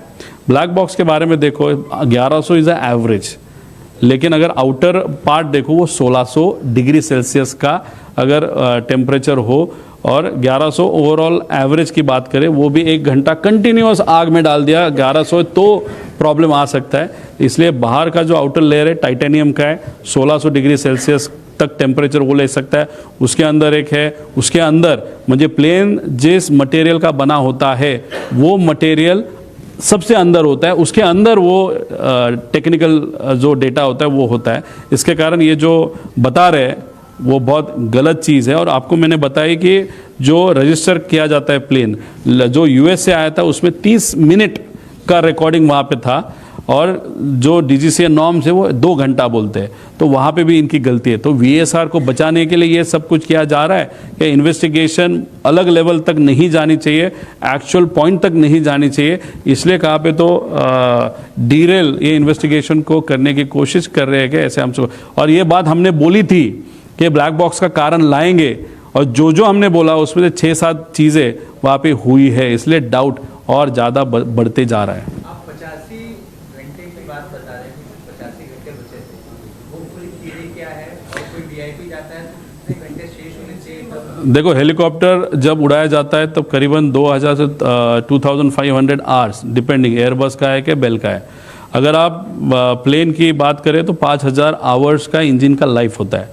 मतलब वो 5000 तक गया तो इंजन कितना भी अच्छा हो तो निकालना होता है, वो बदलना होता है, दैट इज़ अ नॉर्म। तो ये जो 5000 उसका लाइफ था। दादा का एक्सीडेंट जब हुआ, आज अगर उसका लाइफ देखो तो 4915 है, मतलब 85 आवर्स सिर्फ बाकी है। अगर VIP अगर हम ट्रैवल करते हम भी देखते 500 घंटा बाकी है क्या, 600 घंटा बाकी, हम देखते हैं। तो यहाँ पे तो VIP ट्रैवल कर रहा है, तो एरो कंपनी ने ये चेक नहीं किया था क्या? VSR ने ये चेक नहीं किया था? जो शर्मा और दूसरा जो दड़वी करके अधिकारी है उसने नहीं किया था? डायरेक्टर जो महाराष्ट्र के एविएशन के उन्होंने वो नहीं चेक किया था? क्योंकि ये सब वहाँ पे चैट पे कोई भी वहाँ पे चेक नहीं किया। और दादा को जो प्लेन दिया पेपर पे वो 85 आवर्स सिर्फ बाकी थे, लेकिन अगर हनीवेल के साथ अगर बात करो और उन्होंने जेन्युइन इन्फॉर्मेशन दिया तो ये प्लेन एक इंजन 8-8 हज़ार घंटे तक वहाँ पे गया था। मतलब उसका लाइफ 5000 है, उसका 5000 लाइफ क्रॉस करके 8000 तक वो गया होगा। मतलब उस इंजन में अभी कुछ भी बाकी नहीं होगा, ऐसी आज की परिस्थिति है। और उसमें VIP, वो भी दादा के लेवल का VIP ट्रैवल करता है, तो ये बहुत डेंजरस चीज़ है। इसीलिए हम बोल रहे हैं कि VSR को बंद किया जाए, सब प्लेन्स नीचे आप उतारो। पायलट जो आज उड़ा रहे उनके सेफ्टी का भी विषय है उस सब एंगल से, और VIP का तो है ही उसके कारण। लेकिन ये सरकार क्यों एक्शन नहीं ले रही उसका मैंने पार्श्वभूमि बताया था कि वीके सिंह और रोहित सिंह बहुत कनेक्टेड लोग हैं, और जो श्वेता सिंह है जो अधिकारी डीजीसी में, वो भी बहुत कनेक्टेड है, और टीडीपीए के बहुत बड़े नेता रोहित सिंह के शादी के लिए वहाँ पे गए थे, बीजेपी के बहुत सारे नेता वहाँ पे राजस्थान में शादी के लिए गए थे। अगर आपका पर्सनल एंड कमर्शियल रिलेशनशिप अगर वीएसआर के मालिकों के साथ है, और ये उसमें से एक मालिक मायामी में यूएस में अभी जाके वहाँ पे बैठा है, तो ये सब चीज़ देखने के बाद हमको लगता है कि वीएसआर को सपोर्ट किया जा रहा है कमर्शियली, मतलब अभी भी फ्लाइंग चालू है, और इन्वेस्टिगेशन में भी वीएसआर को कोई अड़चन न हो उस तरीके का इन्वेस्टिगेशन हो सकता है, ऐसी डर हम सबको लगता है। आपने कुछ जानकारी निकाली है, कौन है ये ट्रोलर्स? अरे ये ठक्कर नाम का है, क्या नाम उसका, सुमित ठक्कर नाम का एक ट्रोलर है, वो ऑफिशियली बीजेपी का ट्रोलर है। उसके पास अगर आप देखो तो मेरा आधार कार्ड उसने ट्वीट किया है। अभी हम इंफॉर्मेशन किस तरीके से निकाल रहे हैं, उसके लिए क्या कष्ट लेना पड़ता है वो हमको मालूम है। मेरे आधार कार्ड और मेरे साथ जो वीआईपी क्रिकेटर थे उनका आधार कार्ड ओपनली पब्लिकली ठक्कर वहाँ पे पब्लिश करता है, तो एयरपोर्ट अथॉरिटी ने उसने वो इन्फॉर्मेशन दी क्या, या सरकार में से किसी ने उसको इन्फॉर्मेशन दी क्या, और वो जानबूझ के कहाँ पे हमने बीजेपी पे बात की है। अगर बीजेपी पे या कोई भी राजकीय पॉलिटिकल नेता पे अगर हम बात नहीं कर रहे, पॉलिटिकल एंगल इसको नहीं दे रहे, तो पॉलिटिकल ट्रोलर मेरे को क्यों ट्रोल कर रहे हैं।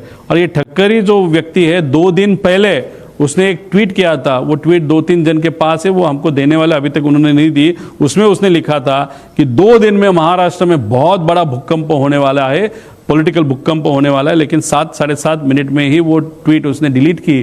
तो ये ठक्कर कौन है?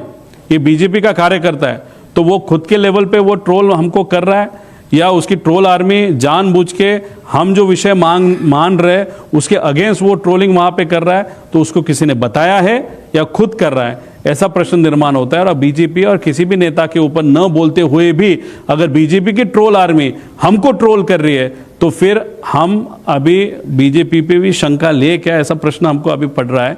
उसी के साथ नेता को कुछ मालूम नहीं होगा, देवेंद्र फडणवीस साहब को नहीं मालूम होगा। देवेंद्र फडणवीस साहब को मुझे कहना है, ये लोगों को जरा कंट्रोल कीजिएगा, नहीं तो ये आगे जाके लोगों को भी ऐसा लगना चालू हो जाएगा, या हमको भी, कि दूसरा एंगल इस विषय को बीजेपी के साइड से है कि नहीं। इसलिए ये चीज़ें ट्रोल के एंगल से हो रही है, इसके कारण हमको शंका वहाँ पे बढ़ रही है। वो कैश बॉक्स नाम की जो कंपनी वो अलग ट्रोल कर रही है, वो ठीक है, वो छोटा मोटा कर रही है, उनकी ताकत उतनी बड़ी नहीं है, लेकिन बीजेपी की ट्रोल की ताकत बहुत है, और वो मेरे खिलाफ अगर ट्रोलिंग कर रहे हैं तो शंका तो वहाँ पे लेने की वहाँ पे गुंजाइश है, ऐसा लगता है। डोनाल्ड ट्रंप का आपने आधार कार्ड तैयार किया था कुछ दिन पहले, उसके बाद आपके ऊपर कार्रवाई भी हुई। समित ठक्कर जिस तरह से आपकी रोहित शर्मा की डिटेल जो है वो पब्लिकली ट्वीट कर रहा है, तो क्या उसके ऊपर कार्रवाई होनी चाहिए, मांग करेंगे आप? देखो, मैंने वहाँ पे बता के किया था कि ये चीज़ होती है, और मैं करके दिखाता हूँ कि ये डेमोक्रेसी के लिए बहुत घातक है। यहाँ पे ओरिजिनल मेरे आधार कार्ड वहाँ पे डाले हैं, हमने ट्विटर को वहाँ पे कंप्लेन की, ट्विटर ने उन पे ऊपर एक्शन ली, कोर्ट में भी हम जाने वाले हैं। लेकिन ये चिरकुट 10 पैसे वाले लोगों पे इतना समय क्यों वेस्ट करना, उसके कारण ज़्यादा हम आगे नहीं जाएंगे। लेकिन विषय इतना ही है कि सरकार इसके बारे में कुछ नहीं करेगा। बहुत खास ट्रोल है ये, बहुत ताकत है इसके पीछे, और इसके माध्यम से करीबन 500 अकाउंट अलग अलग वहाँ पे चलाए जाते हैं। तो ये बीजेपी का खासम खास व्यक्ति, उसके ऊपर एक्शन शायद वो नहीं लेंगे, और हम बोलेंगे भी नहीं, लेना है तो उनको लेने दो, नहीं तो लोगों को पता चल गया कि मेरे को कौन ट्रोल कर रहा है, क्यों ट्रोल कर रहा है, वो डेफिनेटली लोगों के मन में अभी शंका चालू हो गई। साथ में बाकी के नेता भी थे, सीबीआई जांच की मांग क्या बिल्कुल उचित है, ये एजेंसी कर सकती है? पहला सवाल ये। दूसरा, आप जिस तरह की जांच की स्ट्रक्चर की मांग कर रहे हैं,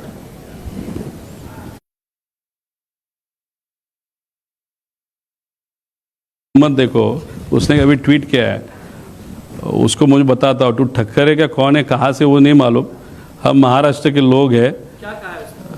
वेलकम बोला है, वेलकम बोला है। अभी वेलकम, हम तो वेलकम आपका करेंगे, लेकिन मराठी मानों से देखेंगे आपको स्वागत किस तरीके से आपको चाहिए होगा। आपको पीछे सरकार है, ताकत है, पैसा है, हमारे पीछे हमारे लोग हैं, हम दिखाएंगे हमारी ताकत क्या होती है। सीबीआई जांच की मांग से जुड़ा हुआ है और आप जिस तरह की स्ट्रक्चर की मांग कर रहे हैं कि बिकॉज फॉरेन की कंपनीज होनी चाहिए, वो ज़्यादा अच्छे से बेटर इन्वेस्टिगेट कर सकते हैं। सीआईडी इज़ अ सीआईडी जब भी ये सीआईडी ये महाराष्ट्र की एजेंसी है, उनको काम क्यों दिया गया है? बिकॉज उसको एक क्रिमिनल एंगल है, इसलिए सीआईडी का नाम आगे आया था। जो टेक्निकल इन्वेस्टिगेशन है वो डीजीसीए के माध्यम से वहाँ पे किया जा रहा है, वो जो उनकी एक अलग बॉडी है वो।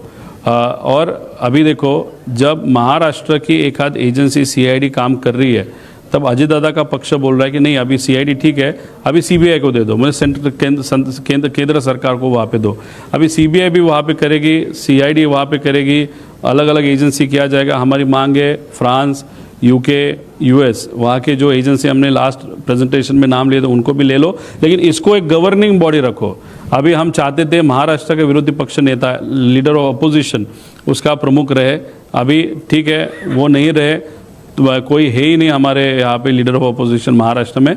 तो फिर केंद्र सरकार का जो पार्लियामेंट है वहाँ की राहुल गांधी जी उनको ले लो, कुछ एमपी को ले लो, कुछ एमएलए को ले लो, अजय दादा के पक्ष के लोगों को वहाँ पे ले लो, कुछ एक्स जजेस को ले लो, एक्स अधिकारी को ले लो, एक बॉडी वहाँ पे करो ताकि ट्रांसपेरेंट वहाँ पे एक सर्वेलेंस या जो भी सर्वेलेंस नहीं लेकिन एक कंट्रोल वहाँ पे रहेगा। उसके नीचे सीबीआई, फिर मंत्री को भी, अगर मुख्यमंत्री साहब को भी आना है वो भी आ सकते हैं, केंद्र सरकार के लोगों के आना आ सकते हैं, और उसके नीचे फिर सीबीआई, सीआईडी, अलग अलग जो भी एजेंसी वो उनके नीचे रहेंगे। तो एक कंट्रोलिंग बॉडी होना बहुत इंपॉर्टेंट है, क्योंकि जिस तरीके से आज तक इंक्वायरी हुआ, इन्वेस्टिगेशन हुआ, वो अच्छी तरीके से नहीं हुआ ऐसे हम सबको दिखता है।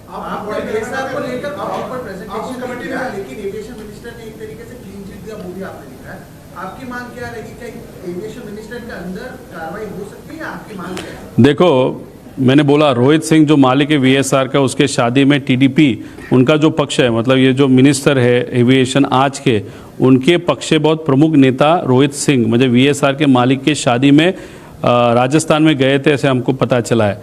अगर आपके इतने नज़दीक के संबंध है या आपके नेता के इतने नज़दीक के संबंध है और आप उस पद पे बैठे हो, तो उस पद पे आप नहीं रहना चाहिए। वहाँ से आप निकल के आपको जो जिम्मेदारी लेना ले लो। हम नहीं बोल रहे कि मंत्री या minister is involved, but we have a doubt कि जो वीएसआर पे जिस तरीके की कार्रवाई होनी चाहिए, इन्वेस्टिगेशन होना चाहिए, उस तरीके का एक तो हो नहीं रहा। क्लीन चिट तो वहाँ पे इनडायरेक्टली उन्होंने दी, और दूसरी बात आगे जाके भी नहीं होगा ऐसे हम सबको लगता है। इसीलिए एक जिम्मेदारी या एक नैतिक जिम्मेदारी देखते हुए उन्होंने वहाँ से वो पद छोड़ के, बिकॉज जो मैं बोल रहा हूँ उस पर तथ्य है, अगर नहीं होगा तो उनको प्रेस कॉन्फ्रेंस लेके उनको बोलो मेरे ऊपर जो बोलना है बोलो, जो देखते हैं आगे के 2 दिन में वो करेंगे नहीं करेंगे, लेकिन उनको नैतिक जिम्मेदारी नहीं है वहाँ पे बैठने की। अलग जिम्मेदारी ले लो, किसी और को दे दो इन्वेस्टिगेशन होने तक। सर, आप पहले दिन से मुद्दा उठा रहे हैं कि आपको भी अपनी सुरक्षा को लेकर ये डर है, या परिवार में कैसा माहौल है आपकी सुरक्षा को लेकर? आपके पिटीशन देने के बाद 2 चीजें नहीं देखने को मिली। एक तो जिस तरह से आपने बात की जांच हीरो की कंपनी से किया जाए जो इसके एक्सपर्ट माने जाते हैं, तो कल एनसीपी जो अजित पवार की पार्टी है वो मुख्यमंत्री से पहले सीबीआई से जांच करने की मांग कर रहे थे। वहीं दूसरी तरफ से जितने तथ्य आप सामने ला रहे हैं तो आपको ट्रोल का सामना करना पड़ रहा है। जिस स्पीकर का आपने नाम लिया उसके ऊपर लगता है कोई बहुत बड़ा एक सरदार बैठा है क्या? सरदार के माध्यम से ही वो काम करता है। वो सरदार कौन, ये तो मुझे नहीं मालूम, वो देखने की वहाँ पे ज़रूरत है। और उतना जो घमंड है उसका, तो उसके माध्यम से ये तो पता चल रहा है कि उनका सरकार है, उसके कारण वो घमंड है।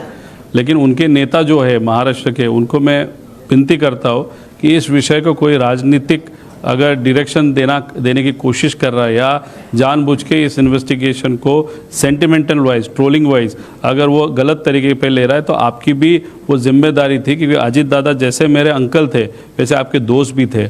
इसलिए इस इन्वेस्टिगेशन में क्लैरिटी और प्रॉपर ट्रांसपेरेंटली इन्वेस्टिगेशन होने की जैसी हमारी लोगों की इच्छा है, वैसे उनकी भी डेफिनेटली नेता की होगी। इसलिए ये जो 10 पैसे वाली ट्रोल है, उनको चुप कौन बिठा सकता है? वो सत्ता में लोग हैं, वही बिठा सकते हैं। अगर वो नहीं बिठाएंगे और ऐसे ही वो करते रहेगा, तो आप समझ लो कि किसी न किसी की बहुत बड़े व्यक्ति की इस ट्रोल को ताकत है, और इन्वेस्टिगेशन प्रॉपरली न हो, एक परसेप्शन गलत तरीके का लोगों में किया जाने की कोशिश जो ट्रोल के माध्यम से की जाए, उसको पाठिंबा या ताकत ये एक बड़े नेता की ऐसे हम सब कह सकते हैं। सर, सुरक्षा को लेकर आपके घर में कैसा माहौल है? कि आपकी सुरक्षा को लेकर भी आपके परिवार चिंतित है और आपको क्या डर लग रहा है? देखो, मेरी जो बीवी है, मॉम डैड है, मेरे जो इन लॉज है, मेरे बच्चे हैं, उनके मन में एक ही प्रश्न वहाँ पे निर्माण हो रहा है कि अगर काका के बारे में, मतलब अजीत दादा के बारे में अगर ऐसी चीज़ हुई होगी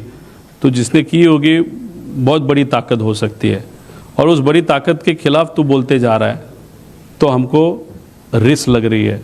मुझे भी मालूम है इसमें रिस्क है, लेकिन अगर कितनी भी रिस्क होगी तो किसी न किसी तो लड़ना पड़ेगा, वो हम लड़ रहे हैं। इसलिए फैमिली को थोड़ा सा इमोशनली वो डिस्टर्ब्ड है। इसीलिए अगर आप देखो तो बहुत दिनों से मैं बहुत ज़्यादा घुमा नहीं महाराष्ट्र में, लिमिटेड एक्सेस है, लिमिटेड है। जब तक इस विषय को एक योग्य निरीक्षक तक लेके नहीं जाता तक मैं बैठने नहीं वाला। लेकिन जो भी रिस्क है, मेरे कार्यकर्ते हो या जो मेरी पर्सनल सिक्योरिटी हो या जो भी है, वो उस बारे में ध्यान देंगे। और जो भी है इन्फॉर्मेशन रखते वक्त हम भी हमारे घर में, हमारे ऑफिस में इन्फॉर्मेशन नहीं रखते।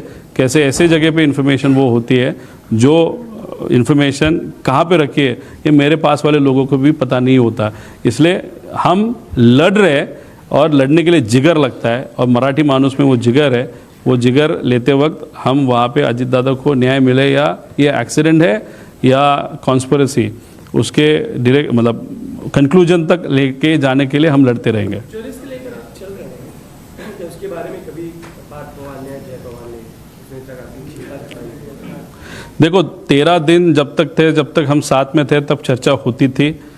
पार्थ और जय के साथ चर्चा होती थी। उनके मन में भी जिस तरीके से बातचीत हमारी हुई उससे पता चलता है कि उनके मन में भी डाउट है, काकी के मन में डाउट है, लेकिन वो बहुत ही इमोशनली डिस्टर्ब थी शुरुआत में।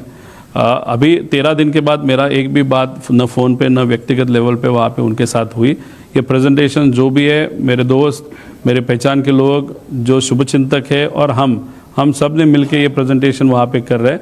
इसलिए इसके लिए कोई भी सत्ता में से कोई भी हमको मदद कर रहा है ऐसे नहीं, लेकिन हमारे लेवल पे जो भी हम कर रहे हैं वो सिर्फ दादा के प्यार में, रिस्पेक्ट में, क्योंकि वो बड़े नेता थे और हमारे रिलेटिव थे, उस एंगल से हम ये सिर्फ चीज़ें कर रहे हैं। आपने कहा कि 4 फोन पूरी तरह से सुरक्षित है, लेकिन ब्लैक बॉक्स पूरी तरह से जिस तरह से सामने इंफॉर्मेशन आ रही कि वो डिस्ट्रॉय हो चुका है। अब तक के इतिहास में 50 साल पुराने जो आपसे उसके ब्लैक बॉक्स सुरक्षित मिले हैं कहीं आपसे? इसीलिए तो हम डाउट ले रहे हैं कि ब्लैक बॉक्स से एक तो कुछ नहीं हो सकता, technically it is not possible. क्योंकि ये जो एक्सीडेंट अगर आप देखो वहाँ पे पेपर भी आधे जले थे या न जले थे, और अगर कोई भी चीज़ को कंटिन्यूसली 1 घंटा अगर वो 1100 डिग्री सेल्सियस का टेम्परेचर मिलेगा तो ब्लैक बॉक्स को कुछ हो सकता है। दूसरी बात, ब्लैक बॉक्स के थोड़े से आगे जहाँ पे दादा बैठे थे नहीं तो वहाँ पे टॉयलेट होता है, उस टॉयलेट के पीछे एक बड़ा जगह रहता है जहाँ पे बैग रखी जाती है, वहाँ पे 2 कैन पेट्रोल के वहाँ पे रखे थे, ऐसा हम सबको कहते हैं, जो इल्लीगल है। और वो पेट्रोल के कैन जो इल्लीगली रखे होंगे तो उन्होंने बॉम्ब की तरह एक्ट किया, और वो पहले ब्लास्ट हुए और उसके बाद फिर वो विंग में जो पेट्रोल था वो वहाँ पे ब्लास्ट हुआ। इसलिए इस सब विषय में हमको शंका लगती है, और जिस तरीके से इन्वेस्टिगेशन हो रहा है उस पर भी हम शंका तो ले ही रहे हैं।